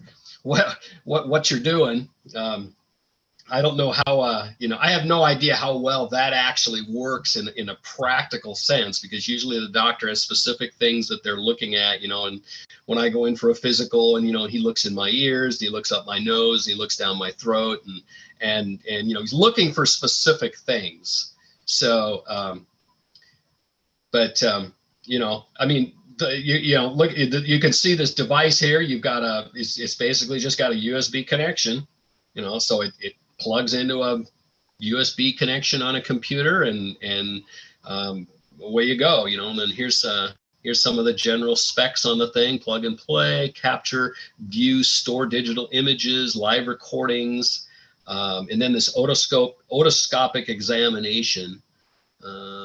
Yeah, so that looks like, you know, that's mainly dealing with the ear canal, and if you've got excessive stuff, or you got something that's blocking it. Had that happen to me one time, actually. One of my ears got blocked by earwax. Mm-hmm. And you know, and there's you know, now I had to actually go into a clinic to have them clear it out, because there's, you know, there's a kind of a special way that they do it, you know. So it's kind of thing, yeah, maybe you could do that to yourself, but you'd have to be really, really careful, and you kind of want somebody that knows how to do that properly, you know, because you could damage your eardrum, things like that. So you can do it. I used to get those a lot as a kid, as a swimmer, and I sometimes had to go into the doctor to do them. Other things where they were recommending, you know, using a ear treatment periodically and flushing them at home with just an ear bulb. You're right. You have to be careful about the eardrum. They actually make devices, but they're a lot more expensive, where it captures over the ear, and it has two different, an inlet and an outlet, and it flushes hot water through your ear to melt the wax and draw it out. Right. But a lot of people don't want to spend $500 or $600 on one of those babies when you go into the doctor and they have it right there, and they're administering it, and they're inspecting with it, inspecting afterward too. Right. But I did toss up the link to Amanda's MRIs, and there's some instructions there. If you want to share this to my screen, Steve, I can show someone how to use this real quick. Yeah. Why don't you? Can you?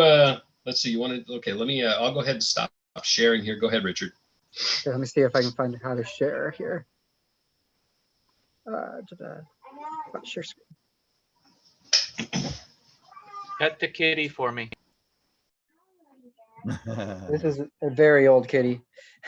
So these are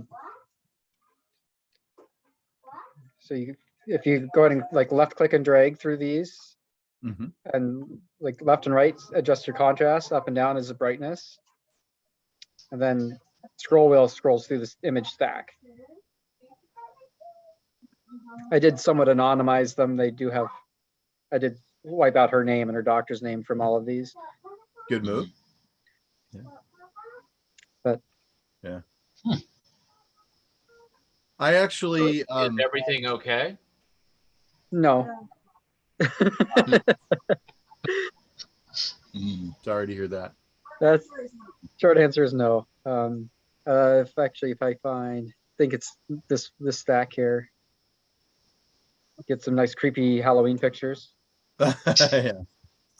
I actually went to a fair over the summer where they had a guy who supported the Yakima school districts with technical education, and he supported over 70 different types of technology, from 3D printers all the way to an MRI scan table that they used in their classes in high school to teach high school students, like in a CSI type format in school, about medical technology. And that it was a 6-foot long table that was an entire display that could be yeah, those are tilted fun. upward, and you could Yeah. see MRI and CT images, full body, on it. And I was amazed they were teaching that in high school. Yeah. Yeah. So the problem that she's having here is this section of her brain is not symmetrical like that section, and so that's giving her some seizure problems. And is there a treatment for that other than, I mean, obviously medication probably isn't going to help that. Or are they going to do surgery? And there's anti-seizure medication at this point. It's unlikely they'll be, I mean, that's really deep in the brain, and we're like at the level of like ears and right behind eyeballs. So it's not a structure that they'd probably want to do any operations on. So it's really going to be a just keep managing. And then hopefully over time it'll grow out or self-correct. No, it will likely just continue to get worse over time at this point. Goodness. Yeah. So let me ask you this, and this relates to our discussion. Is it comforting to know what's wrong and what the prognosis is, or do you wish now that you didn't know that? Interesting. So much more Amanda question than a me question. Yeah, and apologies for asking such a personal No, I've question. been listening to the whole conversation because he has it on, just on the speakers. It's actually, in some ways it's both. It's kind of nice to know what the problem is, but also at the same time, you know, I just turned 40 last year, at the beginning of last year, or beginning of this year. And so, like, in some ways, it kind of would have been nice to know earlier. Because I don't know, it would not have changed the problem. Like, the problem, per my neurologist, I was probably born with this. And, you know, just as you, through whatever the reason is, it's gotten worse. And so, like, sometimes I kind of feel like if I would have known about it earlier, I could have done things that may have helped prolong the bad stuff. You know, from coming on at age 40, where, you know, maybe I could have done something where it came on at age 50 instead. But I don't actually know if that's a thing that could have happened with this. And it's nice to know what's wrong in the sense of, like, then you don't worry that it's worse things. It is all brain stuff, and I generally don't feel anything. Like, I don't feel pity, I don't feel really. The worst I get is, like, I'll forget where I am while doing things, or I'll have a lot of memory troubles right now, and I don't know how much of that is the seizure medication. When I originally had the seizure, I had really bad concussion. Yeah, the other imagery shows how big the concussion is. It was 2 centimeters of rise on the top of my head. Like, you could look at me straight, you could see it off the side. Or COVID. So I don't know, like, how much of what is what for some of the memory troubles, but the so far they're saying it's focal cortical dysplasia. I've probably been having focal seizures, maybe a good portion of my, and they've never seen them. They don't actually lose consciousness with a focal seizure. It's a focal seizure happens in only one spot of your brain, but it doesn't expand to the rest of your brain, so you stay fully aware the entire time. The person experiencing the focal seizure may have a series of feelings that may happen, which can include, you know, deja vu, migraine, you know, forgetting where you are in the sentence, repeating yourself. You know, all these signs of Kaehler's, but they can also be signs of other things too. They're really hard to catch. And you know, it's just like, well, if I would have known sooner and younger that this was a problem for me, could I have done anything to like help mitigate it, to make it not so bad? Because now it's pretty bad. Like I'll from the living room. Even though I go in with like one, like I'm going to get more water, and I will take my water glass, and something will distract me. I'll put my water glass down, and I will go do whatever was distracting me, and then I guess it's like Alzheimer's maybe, but it's been really interesting, and I do see my neurologist via telehealth. We use a secure Zoom meeting to each other, and I like it because it means we don't have to go to Seattle every time I have a neurologist appointment, which neurologist for like 20 minutes. So that's pretty neat. I'm a big fan of that because it saves me a ton of time, and because of the seizure, I'm not allowed to drive right now. So, you know, even if I have to go to Seattle, like Richard has to take a day off to take me as well. So it's a pretty big, I'm a pretty big fan of those telehealth Zoom meetings, and it's a good enough quality camera. You can see pretty well, like you can watch the face of the person. So, and that's also nice. It's kind of hard to hear what you're saying, but I'm catching enough of it to understand. So I'm just kind of curious if the fact that you know what's going on, does that help you to be able to figure out ways to compensate for what's going on? Some days. Some days knowing what's wrong helps, because you know I'm like, this is why my memory sucks, or like this is why I have no focus whatsoever. Other days it's actually really scary, because yeah, I can understand how that would be. Because I easily lose where I am, especially in verbal conversations. Those are really hard for me to keep track of. And then when several different, and this is new for me, usually I could filter this thing out before I had the seizure, but since I had the seizure, you know, if there's like music that I'm unfamiliar with playing, and then several people are trying to have different conversations all at the same time, I can't, it's like, it's way too overwhelming for me, and I get really anxious, and I get really, what is the word? I lose words. High anxiety. High anxiety. Yeah, high anxiety, and it's just like almost overwhelming. Like I just can't take it, and I need to leave that spot. Sure. Which is also a new thing. Usually I could just like shut it off almost, and I'd be fine. I might get a little bit annoyed, but you know, otherwise it'd be okay for me. But now it's like I either have to remove myself, or like I have to physically remove myself because I can't filter through that kind of thing, which is really challenging because I'm used to being able to have several things going on at once, and now I just like I have to do like one thing. That's it. So that's really interesting, because I have people in my family who have had that symptom like their whole life, like that's the way they are.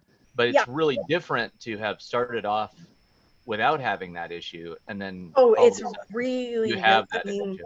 The amount of frustration I have over it, I cannot even begin to convey how frustrated I get with it. Oh yeah, I can understand that. I'm curious too how you feel about like sharing the medical records, because like I was saying earlier in the conversation, that I really want everybody to be able to look at all my records, because somebody might come up with an idea or a diagnosis or a solution. And it's interesting that you're sharing, you know, like your brain scans. Not that any of us are going to figure out what to do, But I'm curious if you feel Any of like, you neurologists, I could use one. yeah, exactly. But I feel like you having that data and being able to put that out there, you might be able to reach somebody who can help. And I'm wondering if that gives you hope. Just the level of technology and being able to put it out there. So I love it. I have several friends who are in the medical field, and I'm like, do you want to see the MRI? And they're like, yeah, I do. And they are pumped to see the MRI images. They're like, I love this. I wish it were not happening to you. Is usually the thing. And it's not, the friends that I've shared it with, like we do have a couple doctor friends that I've shared it with. They're general, one's a pediatrician, the other one's a general practitioner. So reading an MRI is not their forte, but they enjoy seeing the images and they wish it were me. Other people I know who are into like seeing this kind of stuff, medical data stuff, are also people in the medical field, but not necessarily radiologists. And I personally like being able to share it because it's a very clear on like you can't. Part of it's because when you look at me, you can't tell that there's anything wrong. Right. But then you can say, hey, look at this spot on my brain scan. This is why I missed what you were saying in the conversation, or like, whatever. That thing that I just did. Here's why. This spot right here on this scan. Yeah. And it's really like with a broken leg, you can be like, this is why I can't walk. But if I'm standing there in a crowd, no one has any idea that there's anything wrong, or that like I could be, depending on what's going on and how the day's gone, like I could be experiencing a focal seizure. No one could have any idea, even me. But I can show someone stills from the MRI and be like, no, this is where the problem is. No, you cannot see it. But because it's located here within my brain, this is why I sometimes have memory troubles. This is why I will repeat myself in speech. And this is literally why I may forget what I just said 10 minutes ago. So it's really, it's really nice to be able to have access to the imaging. And like I made Richard change my name and everything on here so that when we do share it with people, they don't get to see like my birth date and all that other kind of stuff. Right. You're not really giving up anything by sharing it. No, not at all. No. Yeah, you're talking to a bunch of engineers, and I love in the chat that somebody's talking about noise canceling earbuds. I do have some. Yeah. It's just there's this overwhelming need to try to solve problems when you talk to engineers, and like oh, trust me, I know. It's all about like, let me try to solve problems for you, but I don't know that I'm going to do anything about it. He's A+ at that. I use an iPhone, and because of how old I am traditionally, grew up with, if you're wearing headphones, you are trying to ignore everything, and that's really rude of you. So it's taking a long time to break that mentality, because my parents used to always be like, no, you're wearing headphones, so you're being rude to everyone, and you need to pay attention to the conversation, like that kind of thing. And but I do have some noise canceling headphones that I am trying to be better about breaking out when it's too just kind of too much to everything. Yeah, that's all I was thinking, was when it gets overwhelming. Yeah, I don't care about rudeness at that point. It's like I need help. And other people need to learn to adapt too. If I think their rudeness standard is overwhelming your health issues, their standard needs to change. I think part of the biggest trouble that I've had is, first of all, accepting that I have this. Yeah. Because it is, like I said, it's a very drastic change from how I could do things before to how I can do things now. Yeah. And then also, like, remembering to do things like bring my noise canceling headphones with me places. I don't usually bring them with me places. And so it's like remembering to do that kind of thing, because it is an alter from anything that I ever did before. And so it's the adjustment part has probably been one of the hardest. you know, I mean, my world pretty much came crashing down. So it's like I could no longer drive. And I used to, you know, one of the things that I work from home. And so one of the things that I would do is like I would go to the grocery store all by myself. And I loved it because, like, first of all, I'd get out of the house because I probably haven't left the house in, you know, the last 6 days since the last weekend, and maybe. And you know, I would go on walks to the coffee shop by myself, and suddenly, like, I could no longer drive. I couldn't do those like piddly errands during the week, even if like I had to take Edwin with me. And definitely, you know, trips to the grocery store by myself, definitely out. Walking to the coffee shop by myself, out. Like all these things that I enjoyed doing, I could no, like, I'm still haven't gotten back to all of them yet. Yeah. It sounds like a walking buddy, you know, kind of situation might be helpful, where you have a friend that you can call on the fly and say, hey, I'd like to go to the coffee shop, or I'd like to go to the store briefly. Can you go with me? And kind of pre-establish something like that. So it's really simple for you just to say, hey, I need to run some errands, you know, can you go with me? Would be helpful, but I realize you've got to establish that with someone that you trust, who is not going to freak out if you have difficulty and help you, as opposed to stand there and watch you have a problem. Yeah, it's funny because like a lot of my better friends don't live here in town. Yeah. So the people who I would call for that kind of thing, they all live like 2 hours away. And yeah. you know, Do you have a local area church that you're involved with that might have people? No, we're not involved in any church. Okay. My neighbor is very great, except and she will generally go on pretty much, you know, like anything I ask, she'll find a way to work it in like the next few days. But like they were gone a bunch during the summer, and then since the school restarted, generally like we would have lunch together, which is really great. But someone's always lately someone's always been sick, so since like October. And because, you know, like we all want to make sure, there's several things going around right now that no one wants me to have. So like everyone has by Lloyd, everyone's, so we've been distancing from each other because, you know, like we don't want to share those germs. Like the kids go to school together and everything, but you know, we don't need to share that much. By, like hanging out extra. So something you may not know of, but you may, is I was surprised to find out that Costco does grocery deliveries for almost the same cost as you going to get it. And so a friend of mine, she never goes to Costco anymore. She orders her stuff and they deliver it for free under her Costco membership. She's like, I love this. I don't have to be in crowds at all. we started doing the Costco partners with Instacart where we are. And we started doing it during the pandemic because it was too much of a production to take everyone to go. And some of us don't like going anyway. And some of us, like Richard, don't like going anyway.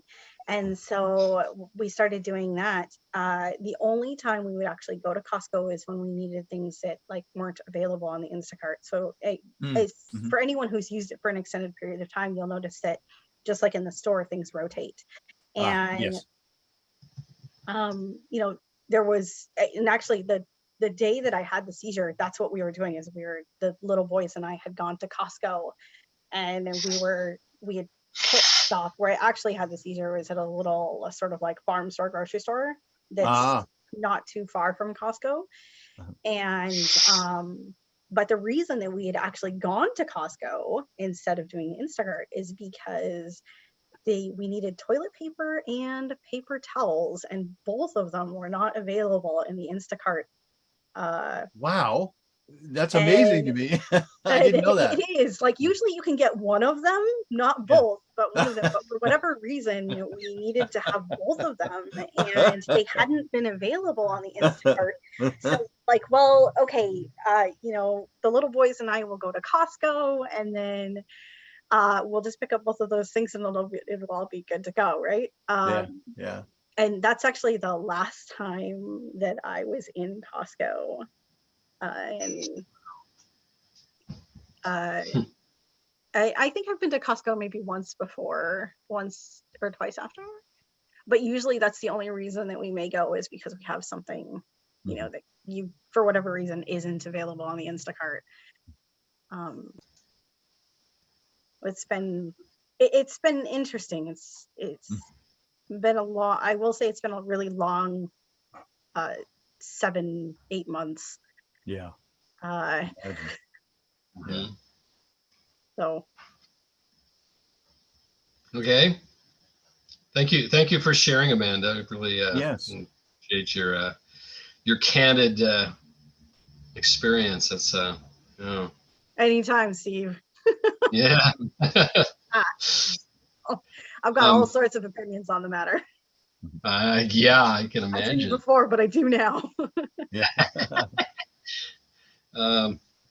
Okay, let's see here. I'm going to. I'll let you guys get back to your Yeah, well, that was very very very applicable to what we've been talking about here. So I do appreciate that. I was going to throw up. I'm just out there looking on the internet. You know, there's devices for monitoring seizure. You know, for medical alert devices that for that sort of thing. Yeah. So yeah. So I'm just gonna really kind of quickly go through. I have multiple pages of this kind of stuff here. So here's just a few examples of the kinds of devices that are out there. Some of you are probably familiar with most of these. Let's see, a glucose monitoring. You know, there's continuous, and then there's also the pinprick, finger prick type of sampling. This little thing here is a kind of an interesting gadget. Let's see here. So they just have a little device that just basically hangs on it clips on a person's belt, and then it's got these electrodes across the chest here that just monitor the electrochemical activity of the heart and capture it, record it, and then these things they can using these things, then you can see there's a variety of different kinds of symptoms that can be detected and fairly immediately addressed.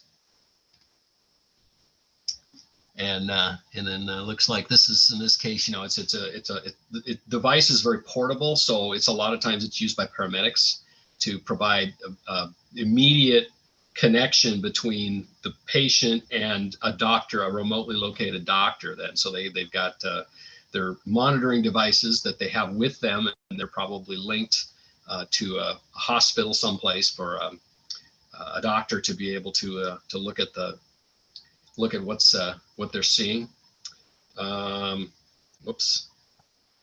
This device was a kind of an interesting thing.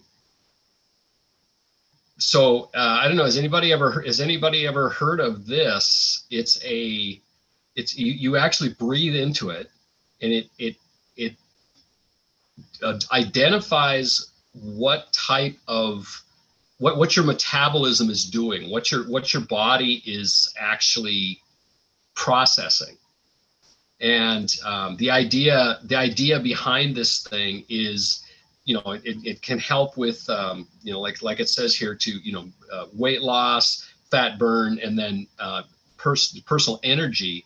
And it's a combination it measures a combination of the carbon dioxide that you're exhaling along with the rate. So it's actually got a flow meter built in there where it's monitoring how much.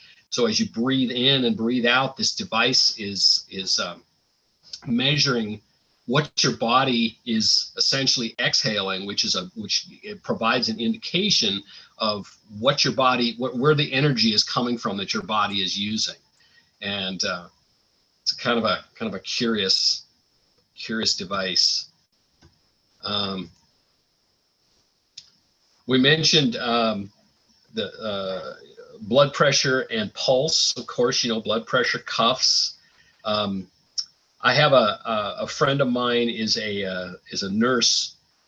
She's an ICU nurse, and she gave me all kinds of, you know, really kind of over my head technical medical information about a bunch of cool things. Arterial line transducer is a device where it's actually they you know, for you're familiar with a blood pressure cuff, which of course will take a blood pressure reading typically, you know, as often as you want. And when my wife was having when she was in a hospital, and she had one of these things on, and it was automated, so it was hooked up to their machine, and this thing would just automatically come on, and I think it was maybe every 10 minutes or something it would take her blood pressure. But you can also do it continuously using an arterial line transducer, which is basically a pressure transducer that is actually hooked directly into your, like an IV, into your arm, and it measures the pressure of your blood pressure continuously, and then allows a continuous blood pressure reading to be captured. And so there's there's a YouTube video. Now I'll put these slides in the post for this thing, so you guys can go back and you can check out some of this stuff. So there's lots of links in here, and there's a YouTube video by a doctor where he explains how this device works, and it's pretty fascinating. I mean, I'm an engineer, so I kind of appreciated that this guy's a medical. He's a doctor, but he's also very technically astute, and so his explanations, he kind of puts together the combination of how does the technology work, and then why is it important. So, Steve? Yes, Doug. So that arterial line transducer, is that instantaneous, so you could actually get an EKG trace from it, or is it like average? You see This is, well, let me see. So let me see here. So you can see the article here. I'm just kind of looking, principal limitations, potential source of air pressure transducers, the calibration. What it's doing. Because you could imagine, you know, having a pressure sensor that has audio bandwidth, right? So that you could actually monitor the instantaneous blood pressure, but even if it did like every second got a reading that's an average, that would be another thing, right? Compared to blood pressure cuff where you're doing it every 10 minutes. Right. Yeah, there is a delay, because if you think about it, you've got tubing between the vein in your arm and the pressure transducer. You know, I mean, you might be able to locate it. You know, pressure transducers like MEMS type transducers are pretty small, so you might be able to put one pretty close to minimize the time delay. Because and you could actually use those MEMS transducers as microphones, I think. I don't know how good their fidelity is, but Right. Yeah. And so they're, in this case, you can see and if you can read this here, the contents of the measurement system and the characteristics. So it just kind of talks about these, the different elements, having the tubing, the fluid in the tubing, it says incompressible, usually normal saline or under pressure from the pressure bag to prevent blood reflexing into the line. So in other words, there's the fluid down to the point where the needle is inserted is not, there's no fluid being pumped outside of the body. It's just coming in contact with an incompressible fluid that's then plumbed to a pressure transducer. So do they have an example of the output? Let me see.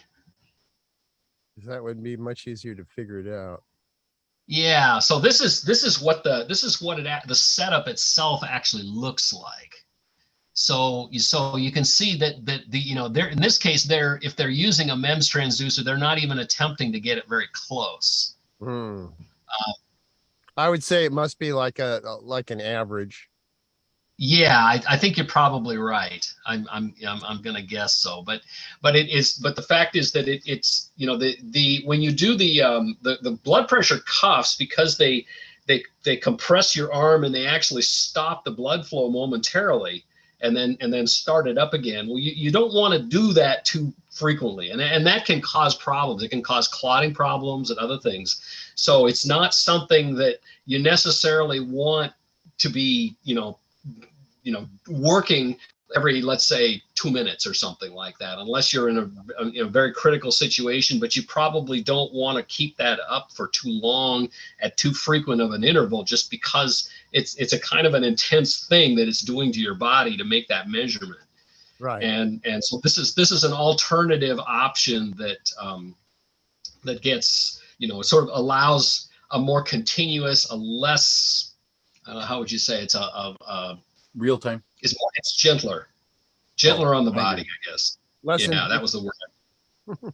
Well, they can do, I put it in the chat, but they can do some types of audio analysis, not with direct blood flow pressure measurement, but with these special digital stethoscopes that have become phenomenal over the last 15 years on the market. Right. And my brother has worked with doctors who have them at the UW Medical Center, and they actually can talk to each other over the stethoscope in the hospital in other situations where they want a consult from somebody else.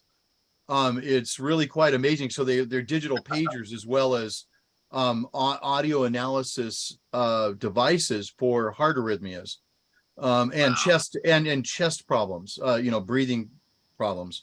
They're amazing, absolutely amazing what they can do. That is incredible.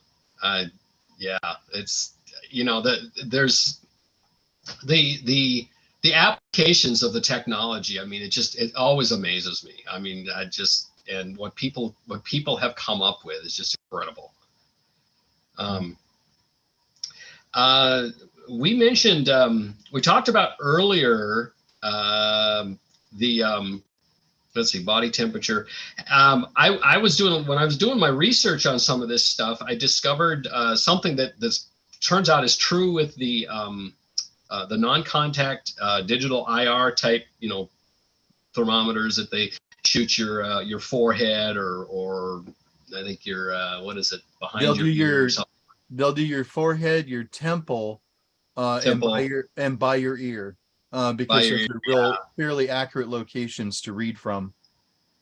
Well, it's kind of interesting. It turns out with some of these devices, apparently the color, a person's skin color can have an effect on the accuracy for some of these devices. Yeah. The pulse oximeter that goes on your finger that uses IR, it transmits IR through your finger and then looks at the reflection of that. And for people that have darker skin, it doesn't necessarily give as accurate of an oxygen concentration reading as it does for somebody with a white skin, Caucasian skin. It makes a lot of sense because it's absorbing. The black skin is absorbing the IR. Right. And the problem was, I heard a podcast about this, and the problem was when they tested those things, they didn't think to test it with black people. Yeah. Oh, great. Right. Yeah. So, if they'd had a wider variety of people that they tested it on, they would have known how to compensate for it. Right. Yeah. And it turns out that this really came to light in the last couple of years because the blood oximeter was used as a screening device by a lot of medical professionals for people to decide whether or not they needed COVID treatment. And what was happening is that if people with darker skin pigment will tend to read a higher oxygen concentration on one of those devices than their body actually is producing. So in other words, it looks like they're fine, right? The oximeter says, hey, you got good blood oxygen concentration, get out of here. And it turns out that in some cases, the opposite was actually true.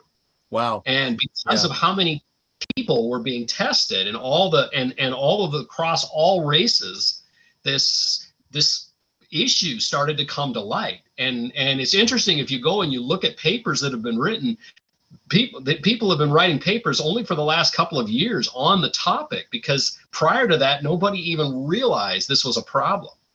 Yeah. And so there are people working on adapting it. I was on one article that I read that these guys, they have a device about the size of a shoebox right now, apparently, that does a better job.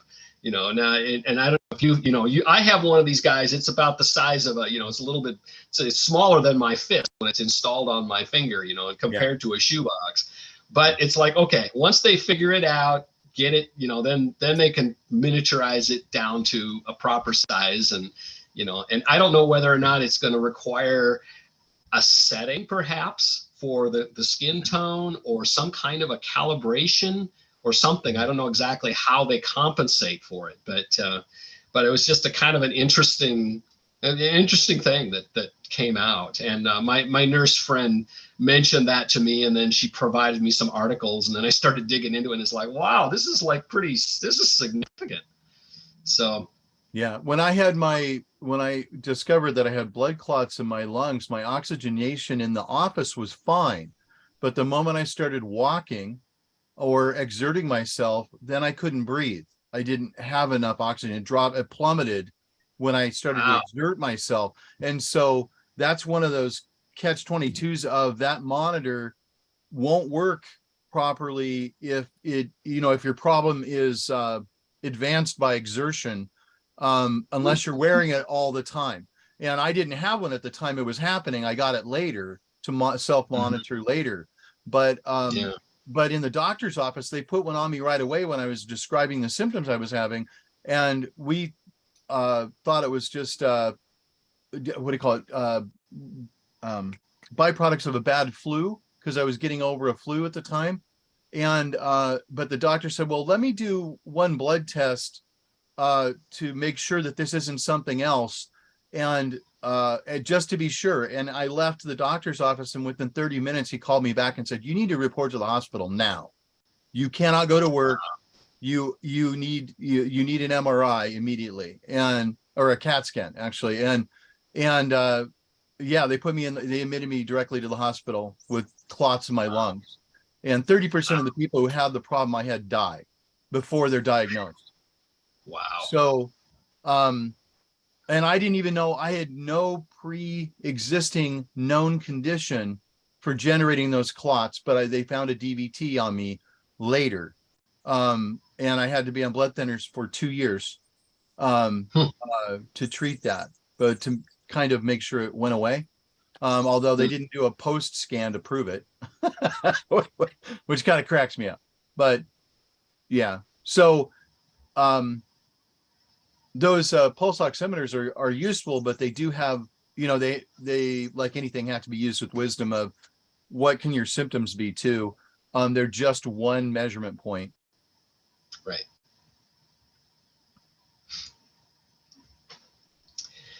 Yeah. Let's see. How does it collapse pressure reading? Not. Yeah, I see there's Brian's got some comments in the chat there. I think it just has to do with the way that the way that the data that the sensor is picking up is interpreted by the device, by the electronics on the device, as far as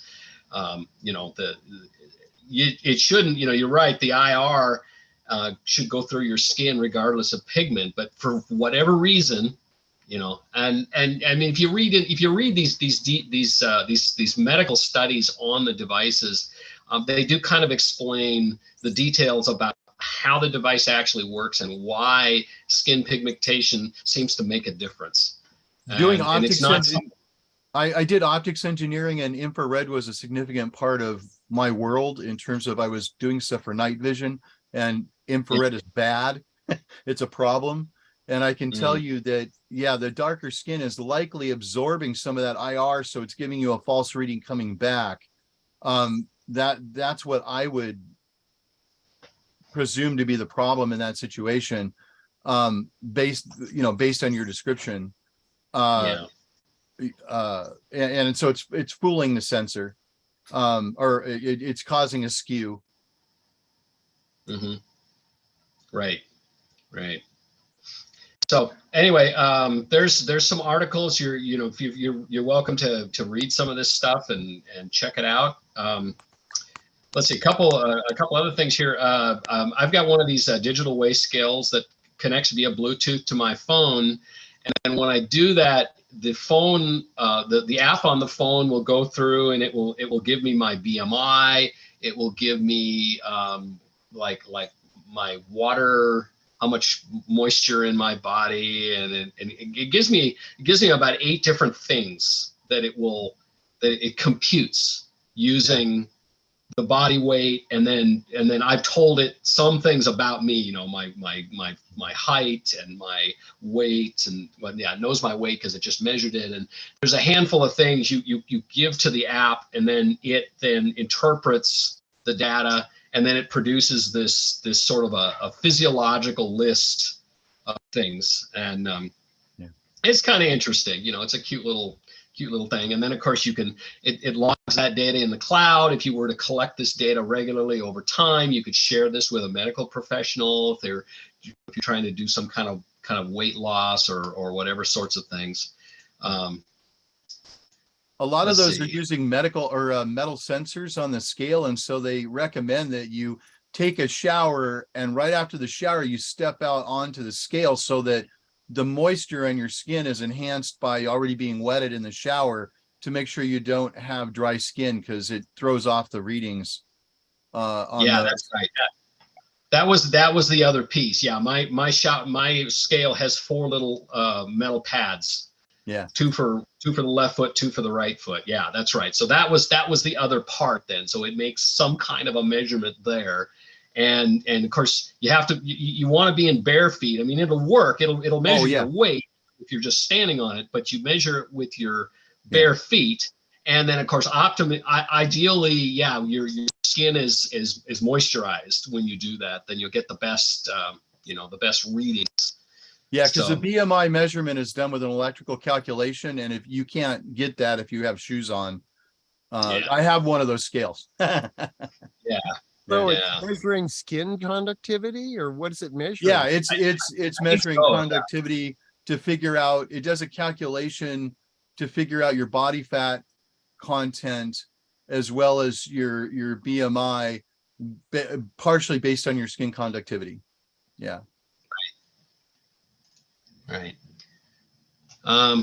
So we've probably kind of stumbled on this already just in our general conversations, the kinds of devices that you guys have. It sounds like, blood oximeter is a pretty common one, a blood pressure cuff of some sort, possibly if you have diabetes, blood glucose meters, blood glucose meter. And almost everybody has got a thermometer, an IR thermometer, or some other type. Those are very common. The scales, a digital scale that is connected. It's pretty much all of these devices can be purchased with connectivity capability. So you can get a digital scale, yes, but if you want a really cool one, you get one of these ones that's got the Bluetooth to your phone and an app that goes with it, and then you can get a bunch of other cool information about yourself when you stand on the scale. And so my blood glucose one I really like, because the app on the phone gives me my daily readings, but it also does a week, 1, 2, and 3 week averages, 3-month average. It gives you nice graph data and everything, and it helps you to self-adjust immediately. You see the trends before you're giving them to the doctor, which is really extremely handy and a lot better than it used to be. Yeah. I can't quite read your phone, Richard. Oh, you're showing, some of the records from your blood glucose monitoring. Yeah. Yeah, it's very neat. Mine actually does nice charts and graphs as well. This is blood pressure, but yeah, it's still same thing. Oh, okay. Yeah. Yeah, very Bluetooth cool. your phone to an app. It gives you nice, pretty Right. charts and history. Makes it Yeah. nice to walk into the doctor and say, this is what it's been for the past year. Yeah. So I basically have a pretty good idea when I go into the doctor for my 3-month checkups for my A1C, what my average is and what I've been doing. And in fact, the doctor will ask me for my data.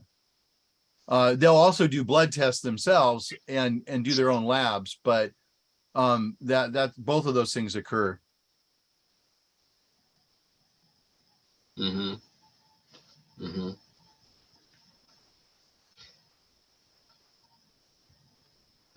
Let's see. I'll just throw this. This was just something to do with the on the blood oximeters. Something that, like say that I found out, primarily related to the fact that when these guys were these devices were originally designed and developed. It was back in the 70s, and they didn't use a good cross section of society in their testing. They just they used the people that they had handy, and most of those people probably were white, and so it never really occurred to anybody that there were any issues outside of that. So anyway, that I think we've kind of That's the talked same about problem that they had with facial recognition. Oh yeah. Although the cameras have gotten so good now, you would think that it would be less of a problem, only because the camera abilities are just phenomenal now. And the CMOS sensors for digital cameras, a lot of people don't realize this, but they collect a lot of data on a wider spectrum than just the visual spectrum. They're picking up IR and other things that you can't see, that gives them more ability to compensate in certain realms as well. You used to be able to, with a number of cameras, they've instituted IR filters so that you can't see the IR on your phone anymore. But the iPhone 6, I could actually take my infrared remote and put it in front of my camera, and I could see it on my cell phone. And people were using that. The reason why they instituted the IR filters was because thieves were using it to detect IR cameras, infrared cameras, for security, because they stand out like a flashlight when you use the older phones. But after the iPhone 6, approximately, a lot of the cell phone manufacturers threw in IR filters that knock that data out so you can't see it. Very interesting. I thought it was cool until I found out that thieves were using it to break into people's houses. They would use it to scan people's porches to see if they had security cameras or not. And if they had security cameras, like, oh, yeah, I'm not going to break into that house, they'd go somewhere else. One of the other reasons that they put the IR filters in there, some people were using them to see through clothing. Yeah, there was a Sony camera that a friend of mine bought that would make a woman wearing a white dress look completely naked almost. Yeah. And he had it, and then like 3 years later they stopped making it because of that, because they were getting sued by people whose pictures were showing up on the web from these cameras. Yeah. Oh my goodness. Yeah. Yeah, I mean, generally, I'd say that's the big reason for IR cut filters and cameras is much more that you get a photographic result that isn't exactly what you expect. Yes. But really, any data model that's built off a big data model for facial recognition or medical large data sets, they're almost all intrinsically racist. Oh, interesting. Oh, yeah, but is that are you talking about the data set because of the sample, or are you talking about the interpretation of the data set and the software programming to evaluate? Well, both. I mean, but mostly the sample size is racist. It's just heavily biased towards a white middle-aged male. Yeah. And whether it's car safety, vehicle safety, how does someone sit in a car is a white average middle-aged male. And you look at car crash data, and women are injured in car crashes significantly more because they don't fit in the seats right. You know, that's not where the safety systems are designed to hold a person. You know, they're designed for, you know, you're 5'10" per 180-pound white male. And if you're not that, that's not what the safety systems are designed around, because that's what their data set was. At 4'10", that's never fit me, ever. Brian posted an interesting comment there. The third one down, the Kinect for Xbox can measure your heart rate by seeing the color change in your face every time your heart beats. Interesting. Wow, I didn't realize it was that precise. That's a. So is that let's see. So is that feature actually being utilized to, I don't know, measure? Let's see. What would you measures the engagement of the players with the game? Yeah, he's saying that they use it with exercise programs. Ah, okay. So I wonder what about. They actually have baby monitors specifically designed on that technology as well. Fascinating.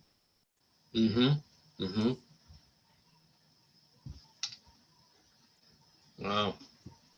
And along that line, you might want to look into like RDI technologies as well. You can find them on YouTube for, if you like, for motion amplification, where it takes a video, like if you just have a video camera pointing at a piece of equipment or a person, and you just want to see what, you know, you want to see where where motor is vibrating.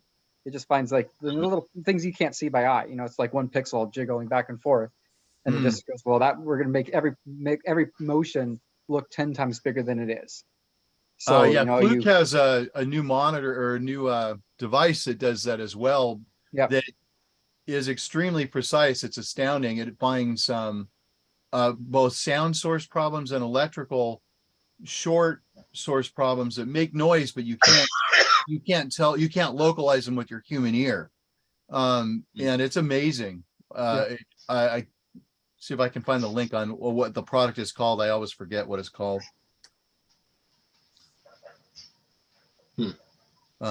But yeah, it's a cool device.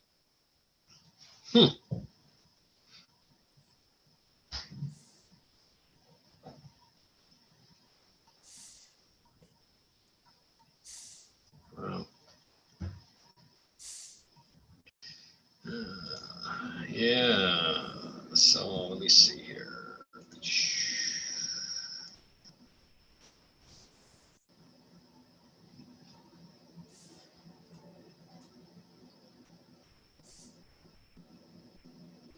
So I know we had mentioned electronic stethoscopes. Of course, yeah, but you add the capabilities of a electronic a DSP to what a stethoscope can do, and now you can enhance things. You can do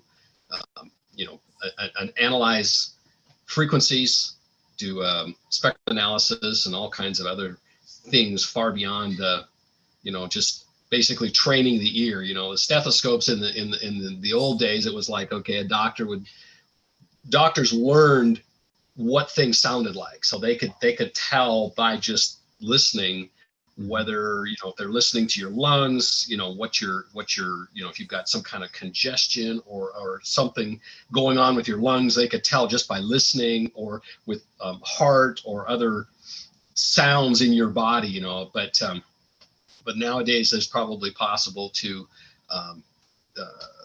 for essentially, take the data from a stethoscope, feed it into an AI engine, and then it can make maybe even much more detailed analysis of what it's hearing.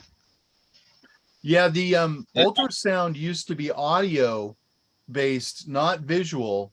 And doctors and nurses used to learn they had to learn how to hear different problems with the patient based on the audio coming from ultrasound before they developed the high-end images. Yeah. To me, that kind of begs the question of, is that going to be a lost, art within the next generation or two? Like, yes, because it took a lot of time to train somebody's ear to hear stuff. I used to work in that field in labor and delivery, and I ran into a room to work on a piece of equipment, and I started talking to the nurse, and she wanted to take my head off because she was listening to the ultrasound and diagnosing with that, and I didn't know it. Okay. Interesting. Yeah. Yeah. And so, I mean, our next generation of doctors and nurses, they're not gonna have necessarily the same level of skill to interpret. But I will say this, that it's a good replacement because the visual imaging is far more precise and far more accurate and gives you more data and information from it. It's really quite amazing. And they build full 3D models live real time from that now. So they do 3D imaging of the heart real time. That's incredible. To me, that kind of begs the question though, like what happens if we need to recreate that technology? Like if say an algorithm needs tuning or whatnot, how would you be able to tune it if nobody knows how to do it? That's a good question. I think in the stethoscopes, it's automated. So I think, in that realm, they've already gone past what they originally had by a lot with their automated arrhythmia detection from the audio input. But it's only designed, it's designed to be used in the chest cavity and not, for some of these other things that we're talking about. My sister had this procedure done with this camera. Really?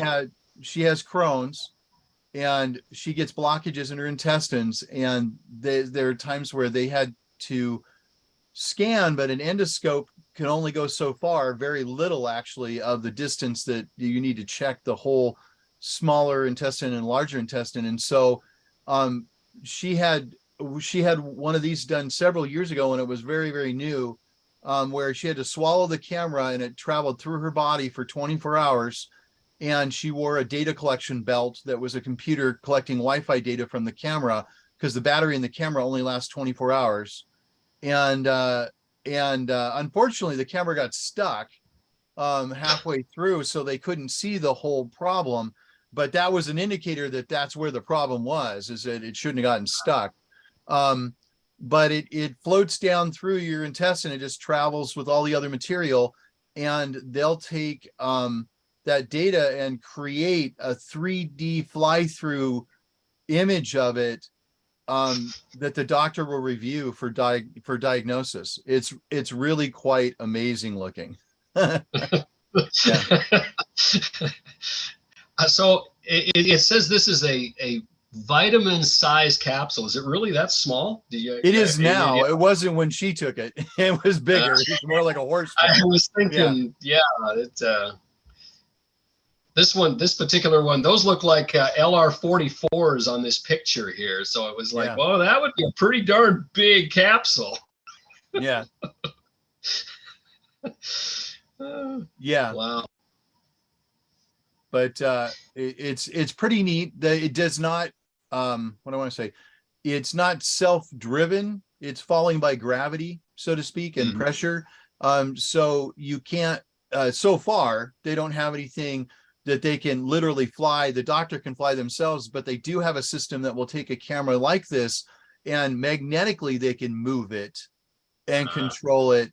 But it's not like having a drone that's inside your body that they're fully controlling when they move it. But they can stop it with that, and they can reposition it with a magnetic field. But I that's still in R&D, I believe. Wow. Well, there's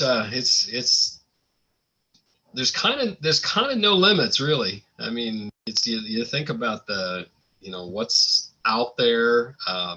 You look at some of these things on the list here. Sleep apnea. My wife has a machine that has a cell phone built into it, and it can communicate with the doctor. You know, the machine itself doesn't require even a connection to a smartphone. It's built right into the machine. Yeah. And then there's also, of course, recording. You know, I'm not sure that I don't think her device does audio recording, but I know that's another way that they monitor. You know, so it actually just records the person sleeping and what that sounds like, and can tell.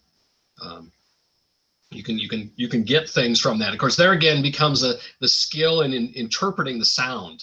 You know, you think about it, it's like, okay, when a person is sleeping, the kind of noises that they're making, what does that mean? Yeah. What kinds of things are going on there? I have one that monitors me, and it sends my data over my Wi-Fi to the doctor, and they'll periodically come back and tell me things about what my equipment is measuring, or, you know, it sounds like you need to, and they'll also tell me when my tubing is going bad, or you know, more based on time and the amount I'm using the machine. But it's really quite interesting how much that has progressed. Mm-hmm. Mm-hmm.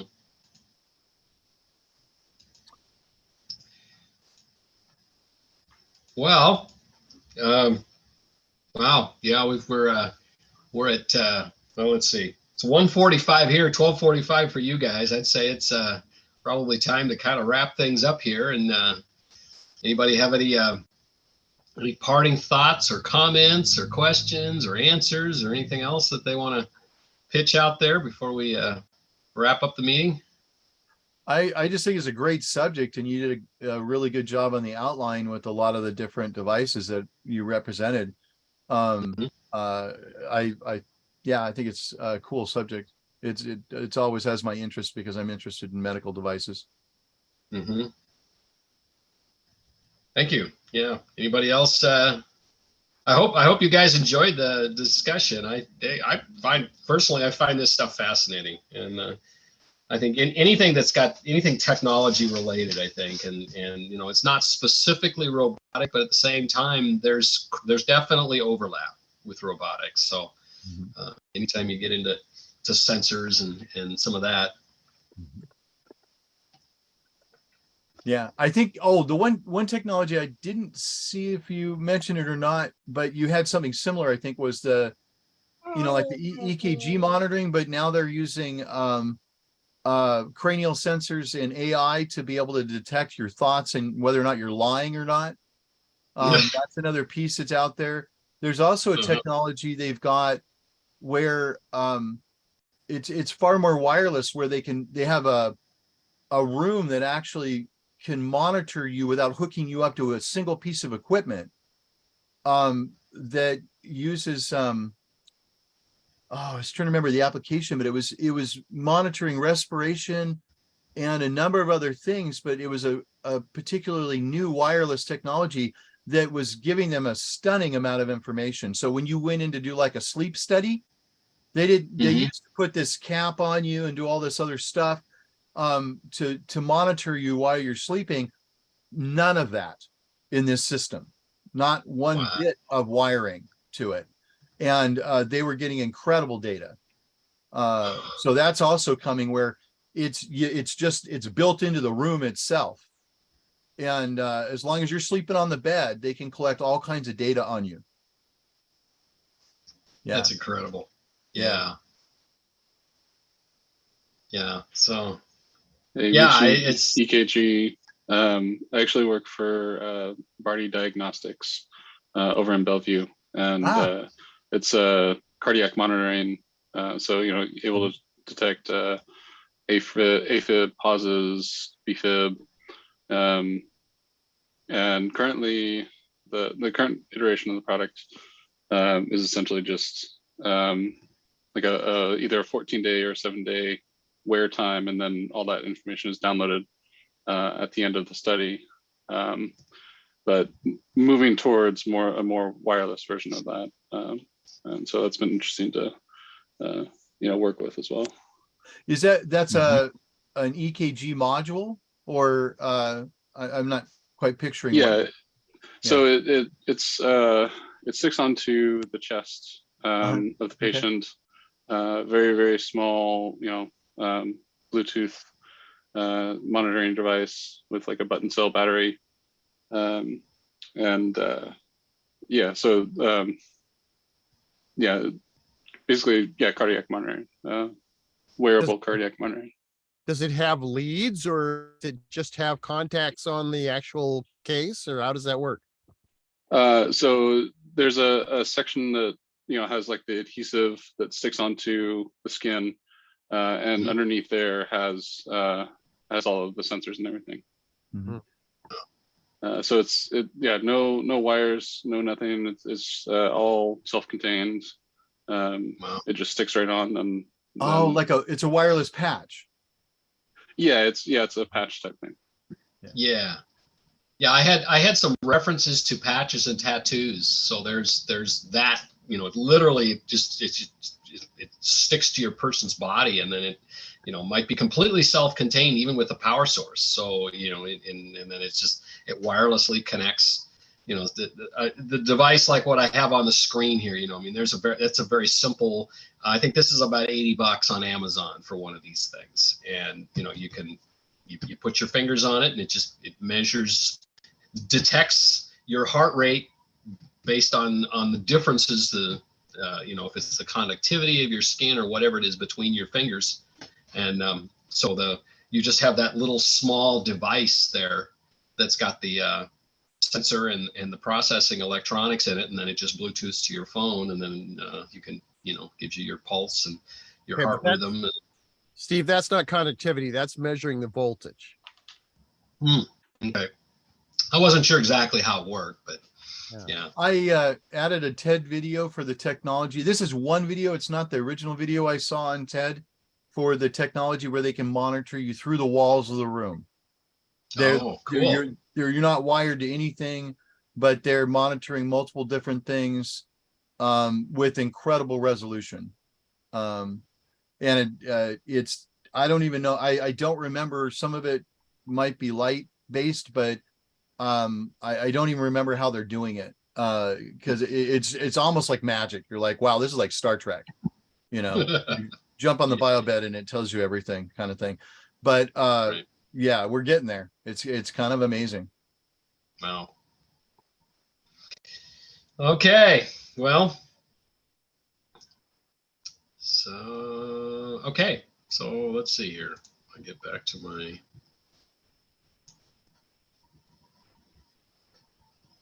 All right. So that is all I had.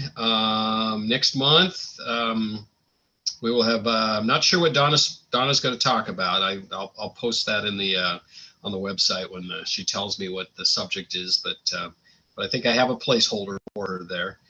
And then you'll be able to see the other things coming. Then if you do on the website, if you do the calendar up on the top menu bar there, and it'll show you what's coming by month.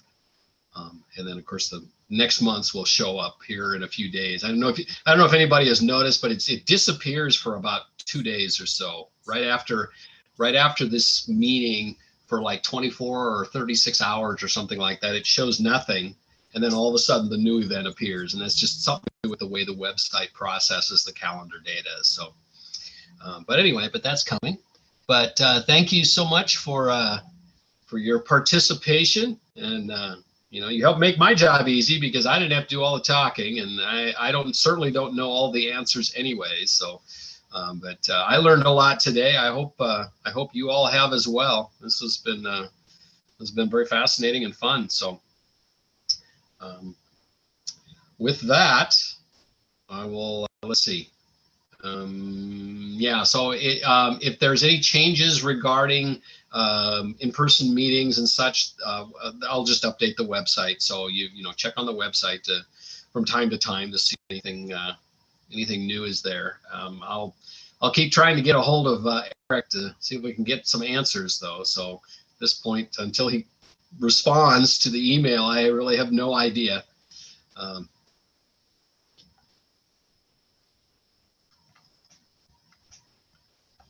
Oh yeah,